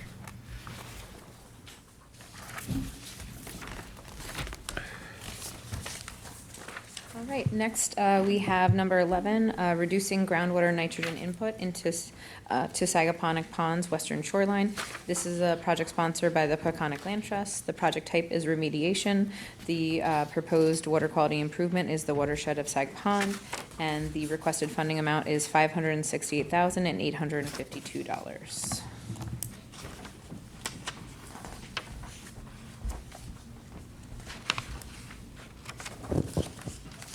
Hello, I'm Dr. Molly Graffam from Cornell Cooperative Extension, and today I'm here on behalf of Peconic Land Trust and Cornell to present our proposal for reducing groundwater nitrogen input to the Sagaponack Pond western shoreline. And this has been a multi-phase project which really started back in 2021 and 2022 when the Peconic Land Trust asked Cornell and Ron Paulson with Coastline Evaluation to evaluate the groundwater discharge zones in Sag Pond. And then the town provided funding to do site characterization at key properties around the pond to identify which areas were appropriate for permeable reactive barriers. And Sag Pond is a high priority water body according to the Suffolk County Subwatershed Plan and according to the town WQIP, so we've been focusing a lot of effort in this area. Since then, we've also received town funding, thanks to you, for the design and install of a PRB on the eastern shoreline of Sag Pond, and I'm happy to report that we recently received a DEC permit for that barrier, and we're currently finalizing the timeline for the installation with the contractor, and it's set to be installed this year, by the end of the year. So the project before you today is for the design and installation of a permeable reactive barrier to treat the water coming from the northwestern part of the Sag Pond watershed, specifically at 281 Highland Terrace, the groundwater flowing beneath that property. And Chris just gave like a really good background about how PRBs work and what they are, so you already heard all of that, but basically the western side of this watershed is larger and more water is coming from this western side at a higher rate than we saw at the eastern side. So this is a really high priority region for the watershed. There's many homes in the area generating septic waste, applying fertilizers, and as well as this, there's a golf course directly up gradient of this northwestern part of the watershed. So we believe that we're intercepting nitrogen-rich groundwater from the homes, from potentially the golf course, and then there's active agricultural properties in this northwest part of the watershed as well. And it's all kind of culminating and entering the watershed through the groundwater traveling below this property. And over 30% of the samples that we collected had nitrogen over 10 milligrams per liter, and I point that out because this is very significant. That is the EPA drinking water standard, so we found over 30% of the samples were above the EPA drinking water standard. And it's also well above the average conditions for our upper glacial aquifer, and it's about, at this site, we found about 10 to 14 times higher than what would be considered pristine groundwater, so significantly elevated concentrations. And this barrier, we are assuming if we get 75% nitrogen reduction, and the dimensions are about 300 feet long by 40 feet deep, this would remove just over 900 pounds of nitrogen per year from entering Sag Pond. And one of the beautiful things about this type of tool, the permeable reactive barrier, is that it requires minimal maintenance, no energy input after installation. It relies on natural microbes and local materials. And then the best part, I'd say, is that the PRB can remove nitrate from any type of source. So regardless of the source, whether it's septic, whether it's fertilizers from ag or residential, as long as it's in the form of nitrate, the PRB will remove that nitrogen. And that's what we found here at this site is completely nitrate. So it's really good for a PRB. These are also especially useful for Sag Pond because of the way that Sag Pond, its shape. It's very long and narrow. So the shoreline, the length of the shoreline is like disproportionately higher compared to some of the other ponds that have a more rounder shape. This pond has like a very long and narrow shape, so it's a lot of shoreline where groundwater is entering. And this specific 300-foot region, like I mentioned, we anticipate moving over 900 pounds of nitrogen in this region. Just wanted to mention as well that the Peconic Land Trust has been committed to matching public funds with private donations. So far, they've been using privately raised funds to support things that CPF typically doesn't support, like research and longer-term monitoring. And currently, in this proposal, we're asking the board to support the design and installation of the 300-foot long PRB at the edge of the Highland Terrace property. Peconic Land Trust has also been coordinating with Perfect Earth on educating homeowners about their landscaping practices and working with the Center for Clean Water Technology and the Watershed IA Manager to collectively tackle all of the different components of improving water quality on a watershed scale.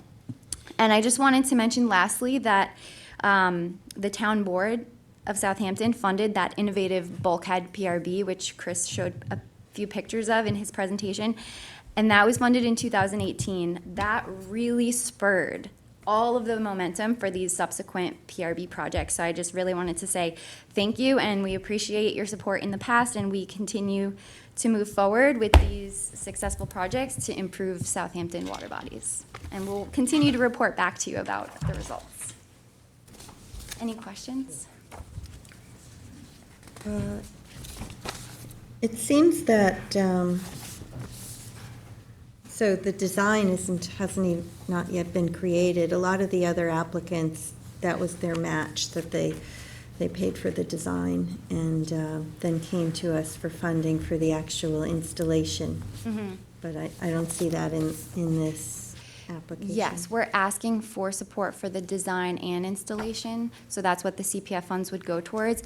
And the match in this case that the Peconic Land Trust has been providing has been in the form of PRB lab research and then monitoring. They recently contracted with Cornell and with Coastline Evaluation to do a long-term monitoring plan of Sag Pond, and so that's all privately raised donations, and that would be part of monitoring the PRBs that get installed at this water body. The committee recommended that they said the scope of the monitoring and the estimated costs were not provided. Is that something that can be provided to the town? Yeah, the Peconic Land Trust plans on supporting those costs. Typically, we've been monitoring these PRBs for 2 to 5 years after they've been installed, and typically quarterly in the first year and maybe biannually in subsequent years. So those costs can be provided. And then you'd be able to provide the results to the town as well. Absolutely. Yeah. Thank you. Thank you very much. Anybody else have any questions? Oh. I know Scott Horwitz, President of the Trustees of the Sagaponic Pond, another water body that we own and we manage, obviously. I know there's been a lot of extensive testing going on there ahead of this, because I've sat through many presentations looking at where the hot spots are per se and where the inflows are. So I know there's been a tremendous amount of time invested into leading up to this point where you're going to figure out how to intercept this from getting into our waterway. So these things get a little bit complex, but from my view, from what I've seen with what they want to do here, they've got a lot into this in terms of the ground truthing of how and where to do this. And again, when we're taking pressure off of our water body, I think it's a good thing. So work together, we'll figure it out. Thank you. Okay, thank you. Kevin, is there anybody who wishes to speak about that project? No one on Zoom. Thank you. All right, second to last, this is number 12. This is the trustee property restoration head of Penny Pond. This is proposed by the town trustees. The project type is remediation. The improvement is proposed to Penny Pond as well as Shinnecock Bay, and the requested funding amount is $387,000.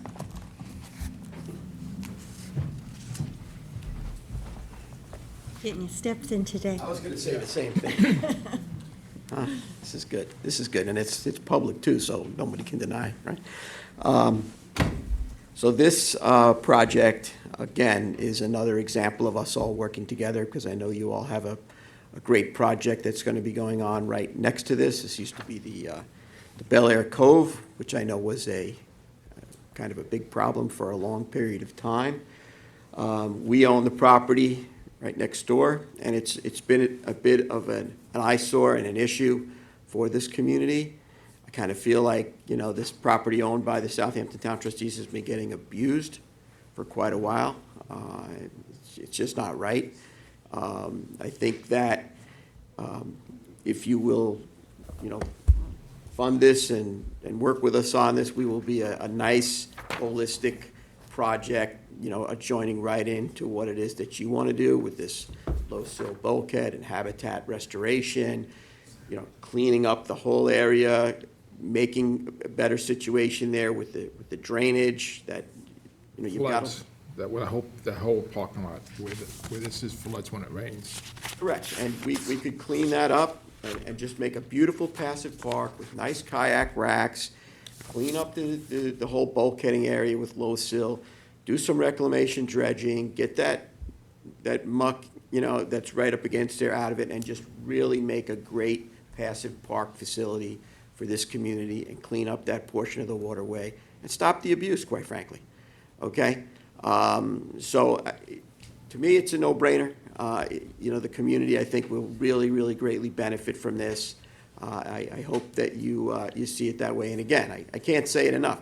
If we can just keep the momentum going in working together, whether it's us and the town board and the highway, the villages. I mean, we have great working relationships with the villages in getting things done. And a lot of the problems that we're dealing with, they're monumental problems, and you chip away at them one at a time. You've got a very engaged and knowledgeable water quality committee, and we're very lucky to have that. So much, talent and ability and experience. Take advantage of it for the greater good. Let Matt say what he's got to say. We do a lot of work together here, and we're getting a lot done, so. So Matt Jedlicka again from LK McLean Associates. So this project kind of morphed into a different project. Once we got underway with the former Bel Air Cove property, which is now being referred to as the Penny Pond Park property. So the Penny Pond Park property is a full restoration of that parcel. Native meadows, bioswales, all sorts of native plantings, and just to try to restore that property back to something that can be used by the public as far as a passive park and access to the water. So when we initially started looking at the trustees parcel, which is really just, it's not set up as a parking lot, but people use it as a parking lot. There's trash from the station, all sorts of stuff going on there. Initially, we thought some sort of drainage mitigation, but then we decided what we would do is try to morph it into the same thing we're doing at the Penny Pond Park and just wrap that right around into the trustees parcel. So the idea is to remove all impervious material. There's an existing roadway that's under there.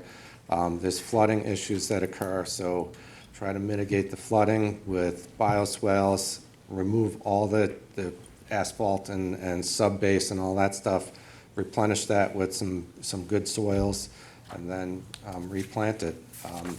Take the low sill bulkhead that we're doing for Penny Pond Park and just do a return and wrap that and then tie into the station's bulkhead. So the low sill bulkhead is a way to get some wetland plantings down there. It's to soften the hardened shoreline a little bit. It allows the high tide to go over the top of that bulkhead and get into the area, and then it allows it to drain out. Also help clean the water there. Helps clean the water.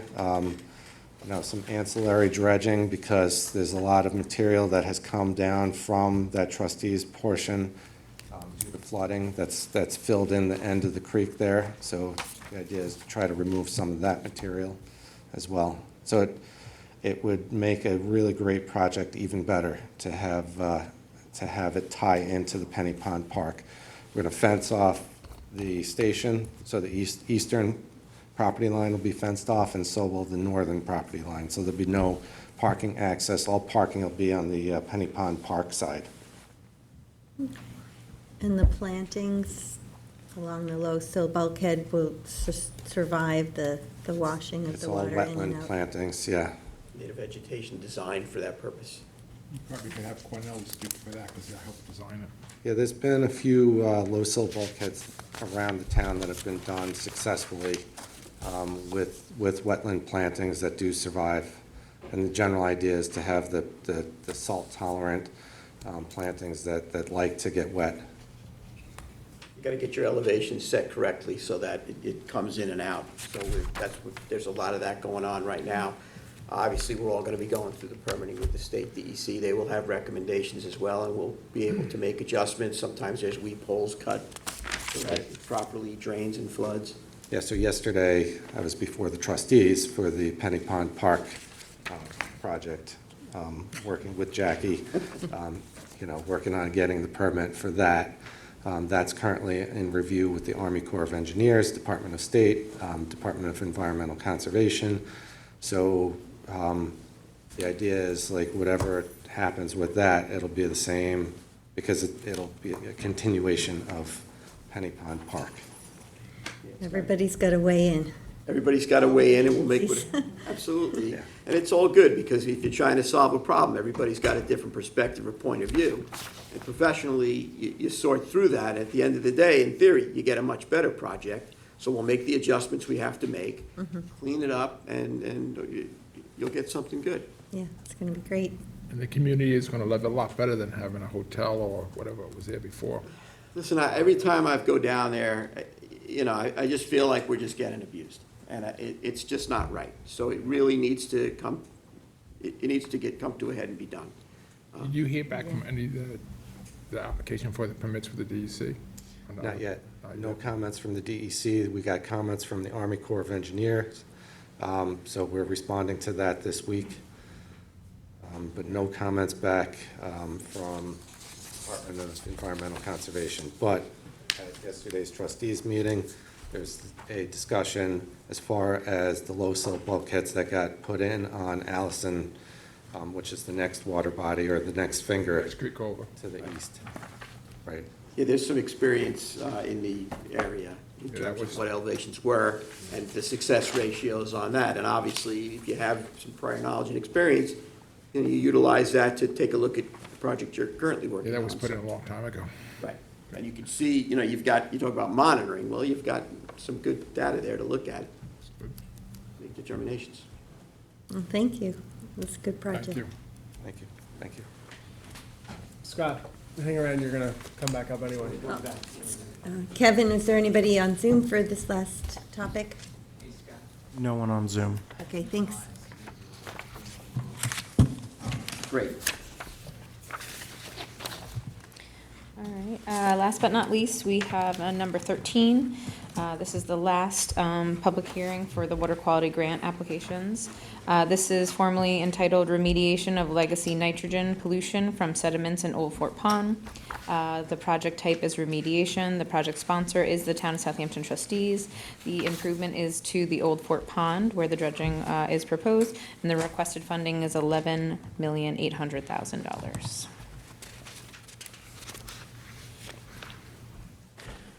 Okay. Thank you for that. So we've got a very big ask here.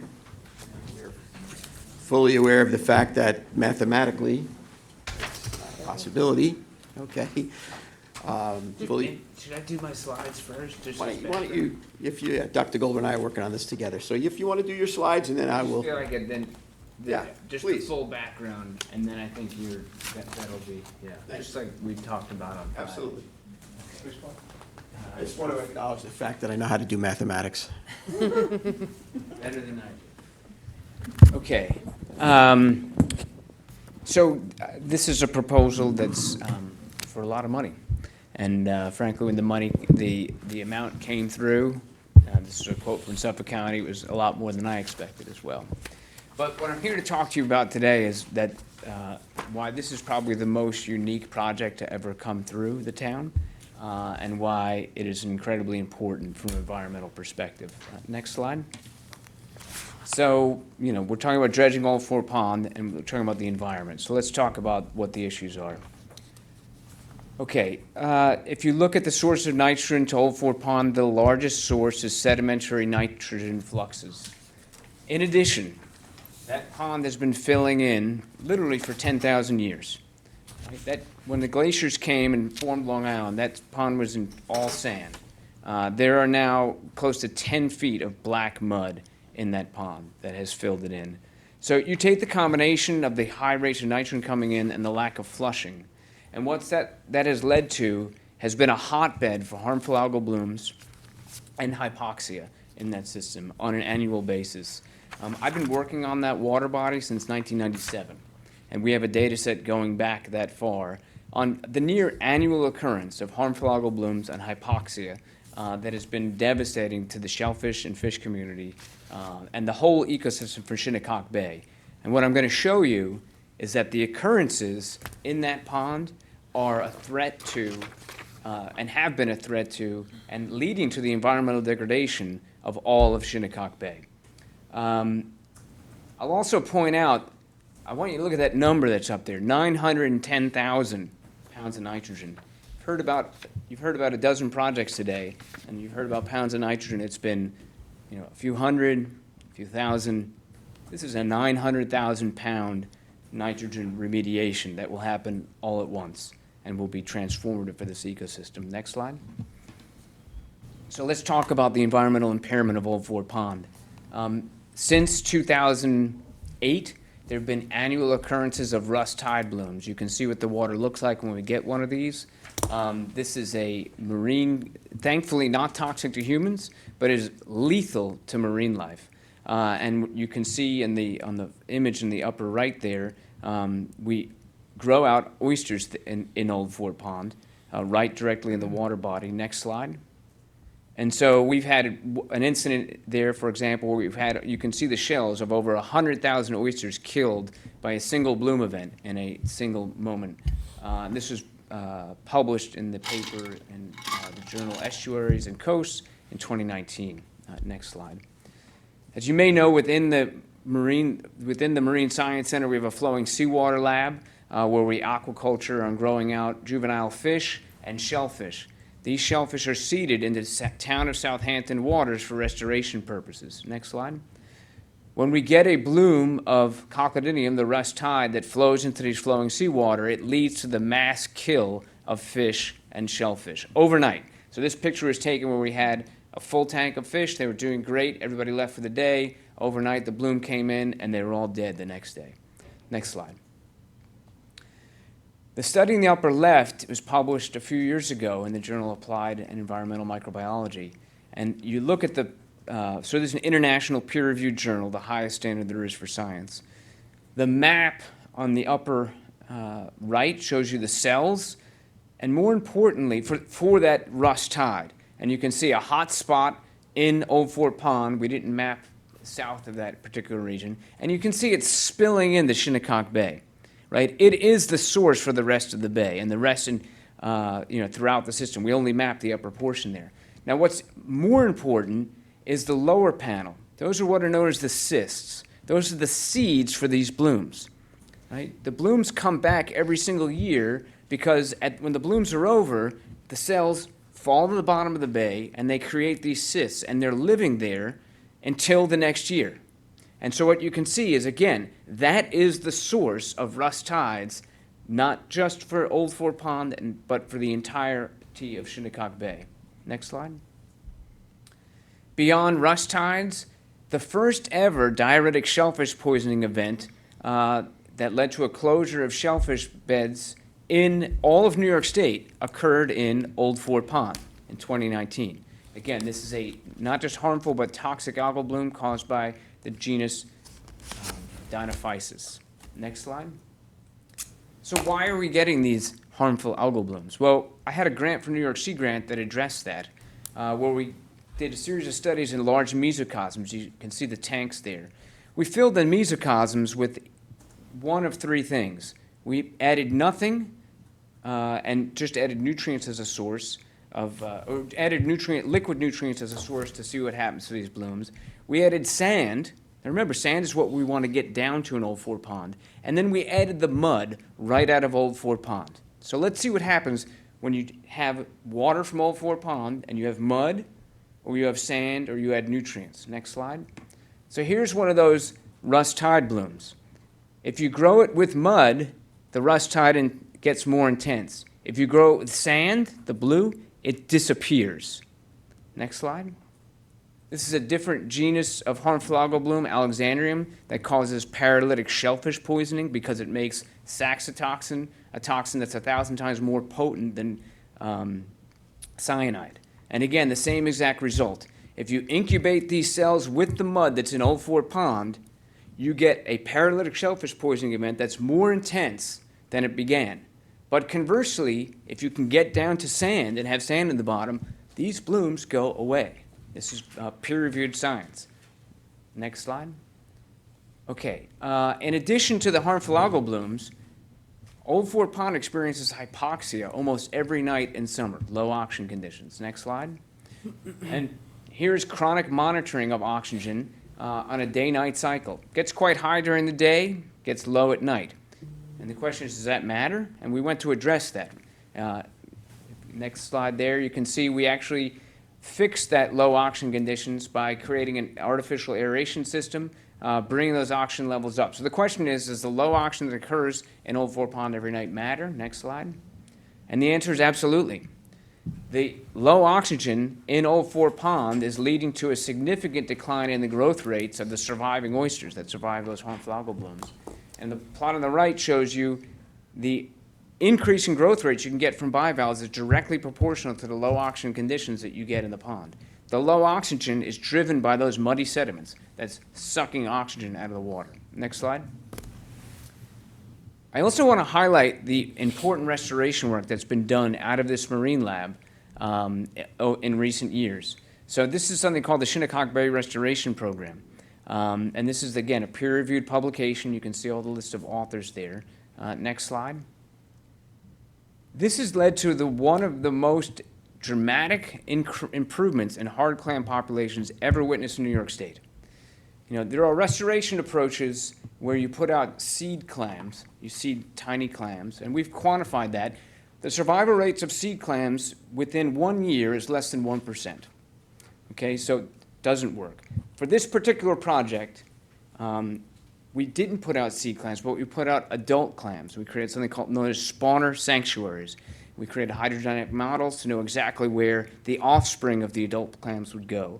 And so what you can see is that over time, when we began the program, this plot shows you the densities of hard clams across Shinnecock Bay, right? And it's more than a 20-fold increase. Next slide.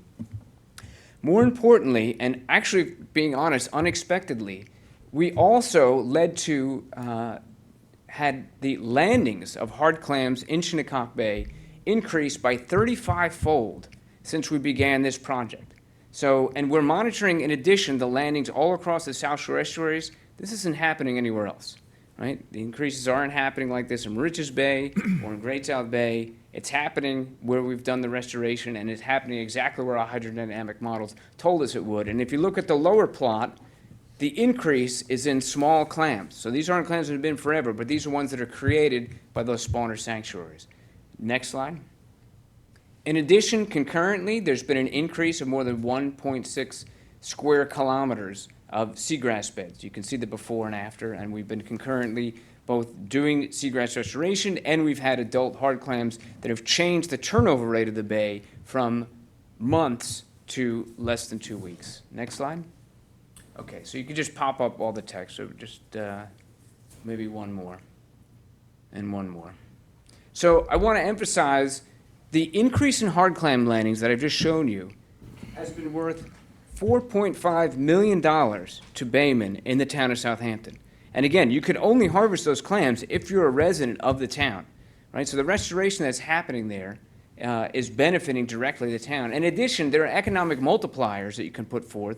If you add those harvests and you look into things like wholesaling, you look at restaurants, the impact is significantly greater than that. Beyond that, the hard clam levels are higher than we've seen since 1980.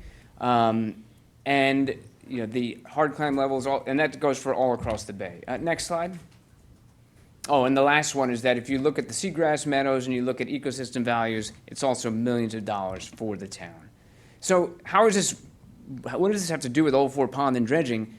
The bottom line is we can't do our restoration work anymore because we can't get our vessels out of Old Fort Pond except on the highest of high tides.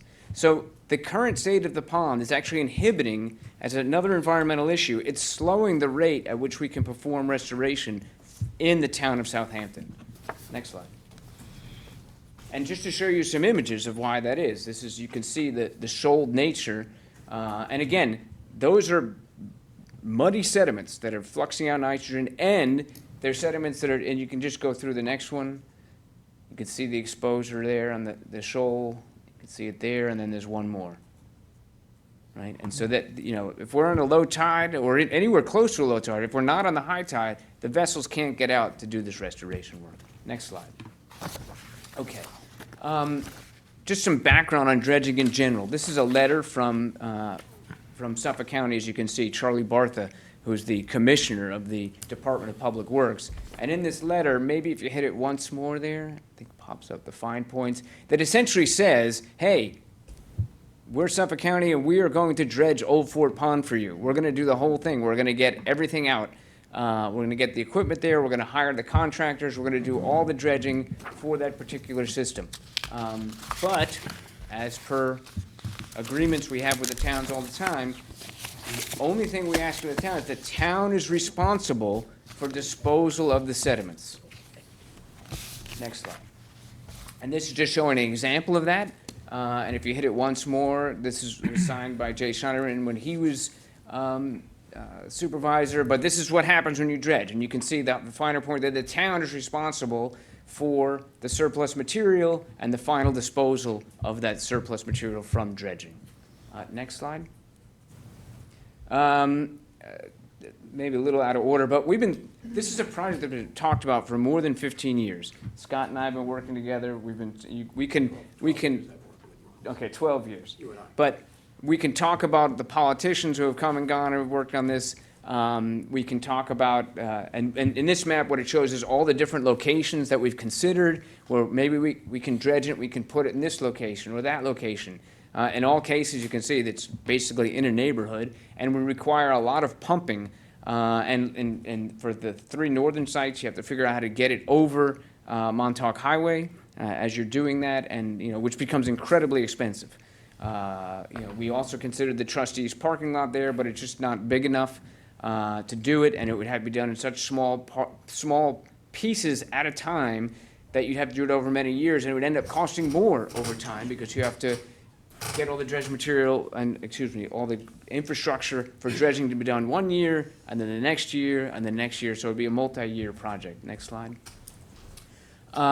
If you look at, there's a couple of core samples of that black muddy sediment, and just so you understand this, by law, these sediments must be disposed of out of state. There's 3 classes of sediments according to DEC. And just boiling it down, there's sand, you can put it wherever you want, basically put it on beaches. There's Class B material that could be used for beneficial use. This is Class C. It's not because it's dirty, it's just because it's muddy sediment, and by the laws of physics, attracts metals to the point where it's above standards and has to be trucked off site. And so that's why this ends up being expensive for disposal. Next one. When you say it attracts metals, where are the metals coming from? From seawater. So the seawater's in, and so you could do the experiment where if you have sand, same seawater, you could put with sand, the same seawater with mud, and essentially, and you can have the same level of trace metals to start with, but because the mud is made up of fine-grained sediments, it has more surface area, it has also more organic matter, and it just really, literally sucks in the metals right out of the seawater. So it's like impossible to have black muddy sediment and have it not be Class C, according to state regs. Thank you. There was a question about, oh, well, this is just a shallow, 10-foot dredged area that could fill in. That's not true. This is, this would be hundreds of feet wide and would be engineered in such a way that this wouldn't need to be done again, I'm going to say, as long as I'm alive. This is going to be decadal, I think, as far as a change. This is not a little cut of a channel. Next slide. And so I think this is my last one. Just to say that this is unlike the environmental benefit here. I would argue is unparalleled as far as where there's no other place you could do a dredging project where you'd have the environmental benefits you'd see here. What I've just showed you is the extreme nature of harmful algal blooms there, and that the impact they're having on the marine life there, and the unrefutable scientific evidence that these harmful algal blooms, not only are they just being, I can say, oh, they're driven by nitrogen. I showed you the experiments. Put mud in there, these events get more intense and more toxic. Put sand in there, they go away, right? And remember, dredging is going to remove those cysts that are already in there, right? So this is something that, you can't be said about anywhere else. We also have the very clear evidence that the low oxygen in Old Fort Pond is leading to depressed survival and growth rates of bivalves. And again, we have all the environmental restoration that's going on, and I've showed you the dollar amounts. Millions of dollars put into the town of Southampton economy from the successful restoration, and that's slowing down now because of the inability to get the vessels out. I think that's my last slide. And so I think Scott will now give Thank you, Dr. Gobler. Thank you very much, Dr. Thank you. Gobler. It's been a pleasure working with you. I say 12 years. I know the discussion is probably really 50 years, right?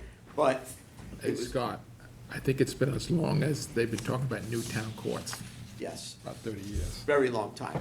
Every town board just kicks it down the road. This was a initiation project for new trustee Horowitz, and that's why I say 12 years. Yeah, you go to those meetings, and I recall being at those meetings with past Supervisor Jay Schneiderman up in Yaphank at the DPW, right? So this has been going on for a long time, but myself, as a persistent little guy, I never let things go. I just keep right on going working with folks, to get things done. Now, everything that Dr. Gobler just outlaid there is why we became a hope spot, right? Yeah. Mission Blue, Shinnecock Bay, a hope spot, because of all of the collaborative efforts of everybody in the room to get this, restoration project and this resurgence of shellfish. We worked with all the stakeholders, the baymen, local communities. Why? We had to close off areas of our bay for sanctuary. We had to hold off the state of New York for proper contracting because, as Dr. Gobler properly pointed out, we reserve commercial harvest of shellfish for town residents only, right? So we had to do all of this heavy lift to get this to work. And with their study of how currents move throughout our entire watershed and system, this occurrence happened where we expected it, right? So there's been a tremendous amount of effort and work and science, and again, I point to the intelligence that we have in the room to be able to get things done. And I will tell you that this is a unique set of circumstances, world-class lab, world-class people, and a system that needs to function properly altogether. This is not a precedent setting for dredging at large. This is a specific type of an environmental project that has aspects. Look, I know how difficult it is to get dredging done for navigation. I want to say thank you very much. I was the guy that letter was addressed to when I saw in Boston. The dredge crew of Suffolk County works very, very well with us to get the maximum amount of dredging for navigation purposes, public safety and navigation for the people of the town of Southampton. And I'm here to tell you, as president of the trustees, it's very hard to get those projects done with all the regulatory authorities and everything else. And when you have the county of Suffolk willing to spend $3+ million in engineering and dredging to see the worthwhile of a project from a public benefit standpoint, that's very serious, because there are a lot of creeks and a lot of areas of this town that do not rise to that definition and cannot be done. And it's problematic because they need help, they need dredging, but that problem's not going away. In this instance, we have the county already on board. Managing expectations, as I acknowledged immediately, this is a lot of money. When we started talking about this project over a decade ago, the numbers were not that drastic. These are estimates. Perhaps maybe it will be less. We all acknowledge the fact that we have some responsibilities here in terms of the trucking and disposal of this material. And I've said time and time again that we need to work together to be successful, from the federal government, the state, right on down. In my opinion, what we need to do here, all of us in this room, all of us, and I want to thank Jackie Fenlon as well, she's doing a great job, and you folks on the committee. We need to figure out what it is that we can do, even if it's in the future. We need to say, all right, look, you know, mathematically, we have all these great projects, we have septic rebates, we have all of this going on. We have to stop kicking this can down the road. It's gonna get more expensive, and furthermore, the problems that Dr. Gobler's talking about, they're not going to go away. They're going to get worse. And I think the sensible thing to do here is figure out what we can do and put that on the table with everybody and say, Suffolk County, thank you very, very much. Dredge crew, county executive, Ed Roman, thank you very much. You guys are going to do this. Here's what we can do. We can do this, and then we work together to figure out how we get the rest of the funds to have a successful project and make this happen. Quite frankly, Scott, if I may actually just intervene just really briefly, you know, having worked in the Suffolk County Legislature, I can speak to the fact that, you know, getting something like this on the dredge schedule for DPW is quite a task. And it certainly is an indication of county leadership currently under Ed Romaine, and thanks to Charlie Bartha as well. My understanding is that in previous conversations with the former legislator Bridget Fleming and DPW and former Supervisor Jay, and Chris, maybe you could speak to this, there were discussions about taking those dredge spoils. It might be an easy way to kind of get those. So I'm just trying to find solutions here. The taking those dredge spoils and putting them on a barge, is that still? that's the current project. That is the current project, because we had, you know, as time went on and as we went to these meetings and as things got brought onto the table and then all the objections came on in terms of handling it. Right. We were going to tear the gym out of the college and put all the material there. We were going to put it in the front. We were going to put it. Yeah. It's not going to work with all the engineering that has to be done. At this point in time, I will tell you, we are at the closest precipice for us ever actually having a project that could get done. And I agree with Dr. Gobler. You forget, for years, you won't have to deal with this. It is professionally engineered. The state DEC and everybody else looks at the scopes of the land, of the adjoining properties and the adjoining wetlands. And if the county sees that there's going to be some problem with an adjoining property, and I know Councilman Pell can attest to this, they're not going to do the dredging project, okay? They look at everything carefully. This is the best option that we have. The material is such that it has to leave the state, okay? So, you know, it's been looked at heavily. It's just going to continue to get more of a problem and more expensive. I would like to work with you all, and Jackie Fenlon and her staff have done a terrific job in figuring out what it is that we can do so that we can put it on the table, partner with the county, and then look to the state and federal government and say, we have a huge issue here, tremendous public health and safety problems and so forth, and figure out how we get this done. But we need to commit something. We can't just stop and you know, no activity is just not an option at this point in time, in my opinion. And again, I've been working on this for 12 years with Dr. Gobler, and I know people worked on it before me. So I just want to stop you for 1 second there. You know, as somebody who, I'm sure as Bill can attest to this too, I mean, I've been stuck up to my knees having a panic attack in Weesuck Creek and Hetty Creek in February because of the mud and the muck.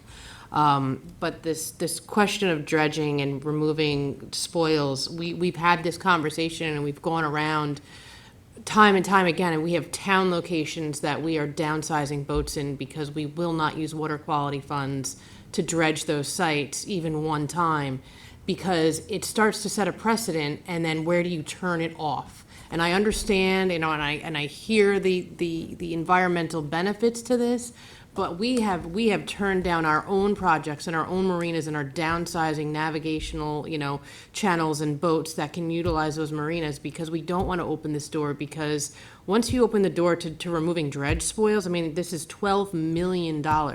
You are taking every other water quality project in the town of Southampton off of the table. We're talking about IAs, sanitations, PRBs, rain guard, everything else that we do, we can suck up with dredging.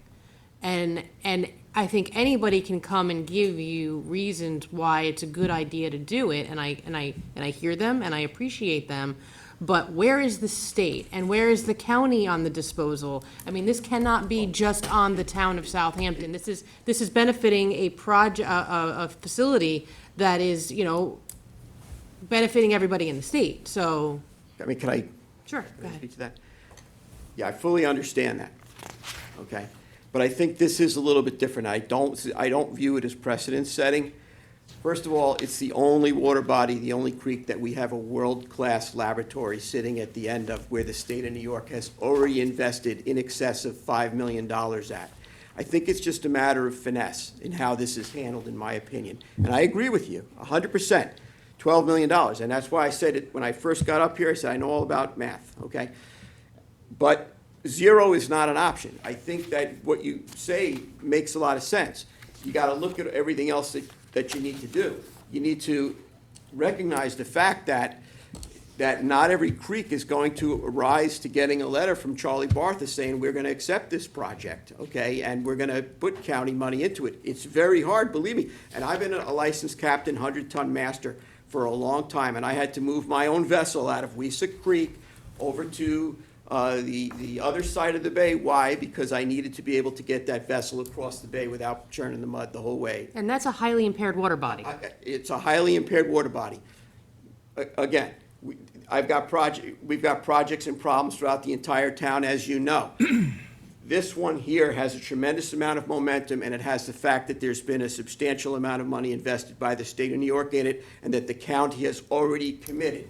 Those are two aspects that any of those other water bodies do not have, and the lab, plus the fact of how it greatly is going to affect all the restoration that we've worked so hard to become a hope spot, and the millions of dollars that trickle through our economy from the town bayment into the restaurants, so on and so on and so on. So this is unique. I don't view it as precedent setting. But to your point, you're 100% correct. I think what we need to do sensibly as a township is to determine an amount of money that we can comfortably do and still fund other projects that need to be done. And it doesn't have to be right now, but it has to be in a reasonable time, 26, 27, to say, listen, we get it. We have responsibilities here. We can do 3 million. We can do 4, whatever that number is that you folks, and you have intelligent people here that are working on this.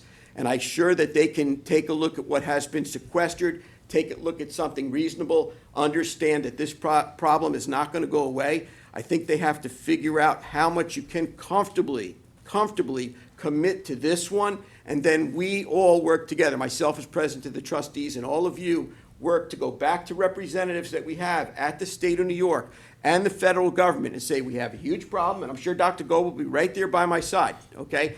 We have a huge problem, and we need funding, and we can only do this, and we're gonna do this, and the county's committed, and then we build it together. I don't see any other way, because I agree with you, it would wipe it out entirely. But I think that by putting nothing on the table, it's not an option. I don't think that's a showing of good faith. Something has to go on the table at this point in time, in my opinion, and then we build from there. I would leave it to your expertise and what you want to do. Look, that's my advice. I've got a tremendous amount of time, energy, effort into getting this for our community to this point, okay? And I'm being honest with you. I think if we put something on the table, we can continue to build on that, and we can be successful. We've never been this close to getting this thing done. I sincerely disagree. I do not see this as precedent setting. I'm a guy that gets phone calls all day, every day. I need this dredged, I need that dredged, and I suffer from it myself. I had to move my own vessel, okay? I hear you loud and clear. This is a unique set of circumstances. I believe we have articulated that. I'm just asking you to figure out what you can do. I hear what you can't do, so we can continue to move forward with this. If I can answer any more questions, because I've been at this for a long time, you know? I agree with you, Scott. Thank you. And I also agree with Councilman McNamara. We have to start, save a little bit now for next year and the year after. We have to go back to the state. If the state can afford to fix the windmill, they can afford to put some more money into this. Same thing with the county. We have to gather all our sources and see what we can come up with. Like we talked at the meeting on Wednesday. Yes. At the college. We have to try. Right. And that's what the people want. That's what they want, and I can't emphasize it enough. We have a lot of energy and a lot of talent among us. We need to utilize it for the greater good, and we can put something on the table and work together, and I really feel, You made an excellent point. They've already got $5 million plus invested in this thing, right? So, look, we can't do the whole 11 million. And you know what? Maybe the numbers will come in less. These are darts that we're throwing, utilizing contractors that do this project for the Army Corps, and they're taking a look at the engineering and the trucking. Maybe when it finally goes out to competitive bid, it comes in at less, right? That's notwithstanding the fact we need to figure out what we can comfortably put on the table to move this forward. I would just say that I think based on the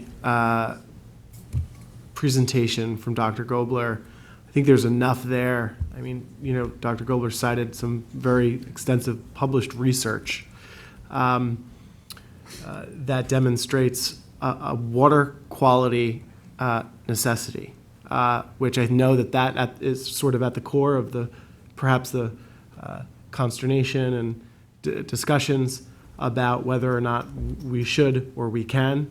I think what Dr. Gobler demonstrated today is very clear. I think it shows that we can dedicate those kinds of funds to something of this sort. I think maybe not 11 million, but something. And I would just say that we need to take that seriously. And I want to say to you, Scott, that it takes a lot of courage to come up here, and every subject that we've had discussions on, you've made some comments. I know how hard you work, and it's just indicative of your leadership, and people are really lucky to have you as a trustee. I appreciate you saying that, and it's a pleasure working with you all. I really care about this community. I'm doing what I can. We know you do. Thank you. Thank you. And, yeah, thank you, Scott. That was very nice. Professor Gobler, do you think you could just summarize briefly how this can be distinguished from other dredging projects? Yes. I mean, to play off of. Yeah, I mean, honestly, I was going to stand up and say it, but I thought Scott did such a good job. That was an inspirational.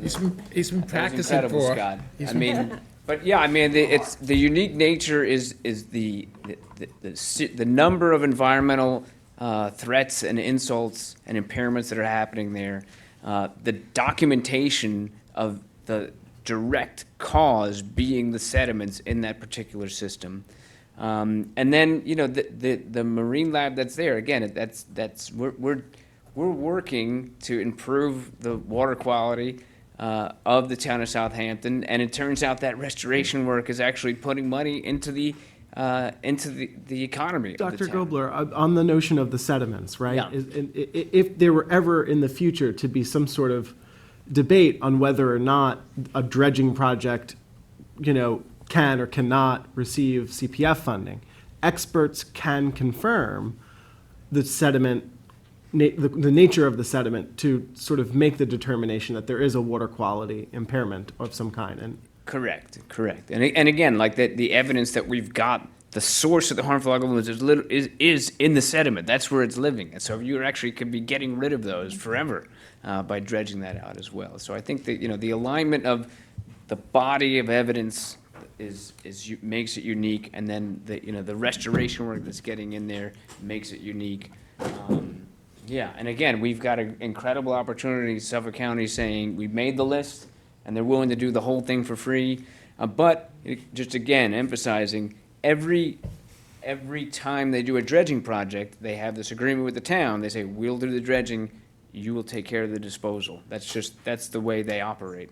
So, and I'll also say, playing off what Scott also said, if the town can put forth a substantial amount of money, I pledge to go to the state and to work with state representatives to get state funds to get us to the finish line. You know, I'm not, any support I would be very grateful for, right? And again, like the other projects, not getting any money from this. This is just to get the project done, right? But I pledge to work, and I can say that with good faith, because that's what Scott and I have been doing.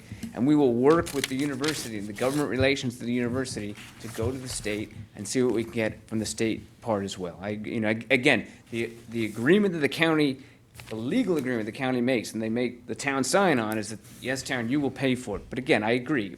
I totally agree with everything you said to me. I don't want to see the program bankrupt over this whole thing. So, playing off of Scott's idea, do what you can now, and maybe we can factor in it over the years, and I will go, and Scott will work with me, and the university will go to the state, and we'll see what we can get from the state to do this. But like I said, we've never been closer, and we really want to, we think this can be game changer. So.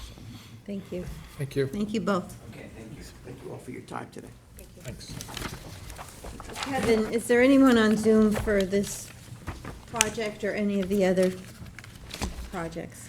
Someone on Zoom.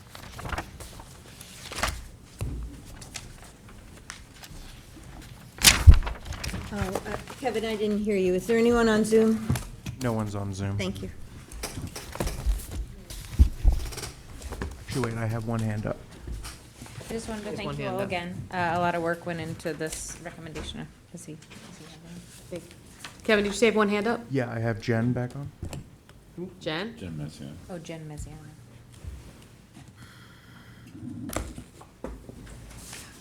There also, I'm not sure if there's any comments in the audience right now. You know. There's no cards, I don't think. No cards. Hi again, it's Jen Messiano. Hi, I'm Grants Coordinator for the Village of Sag Harbor. I wanted to share responses to questions that were raised earlier in the public hearing. Supervisor Moore had asked about the supplemental funding that was awarded in 2023. I wanted to clarify that that amount was based on the fact that the village had applied for a state grant in that year that was not subsequently funded. So that grant request amount was based on the estimated project costs at the time. And this year's request is based on the actual bid amounts that the village has received. The second response is to a question raised by Councilwoman McNamara. She asked whether the yachts use the pump-out facility. The answer to that I received from the village administrator is yes, and that the dockage fees cover the pump-out costs.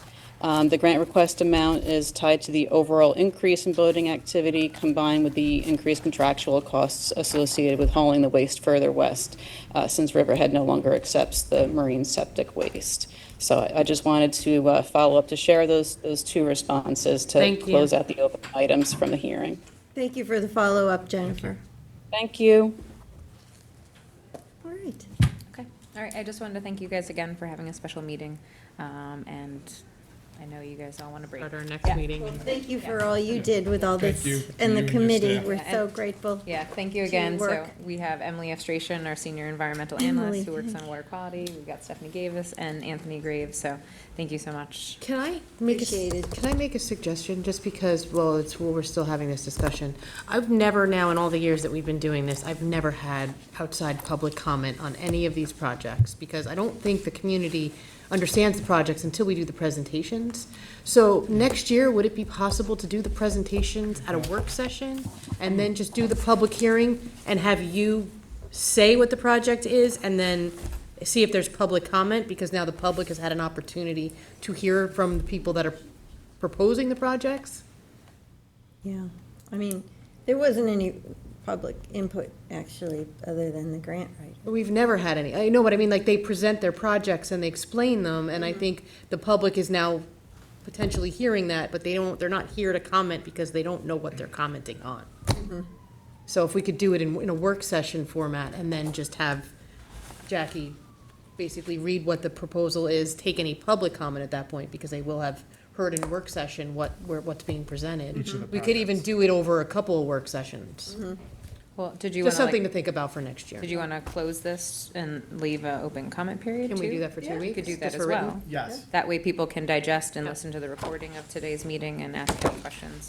Yes. All right, so I move to close the public hearing and leave a 2-week comment period, written comment period. Second.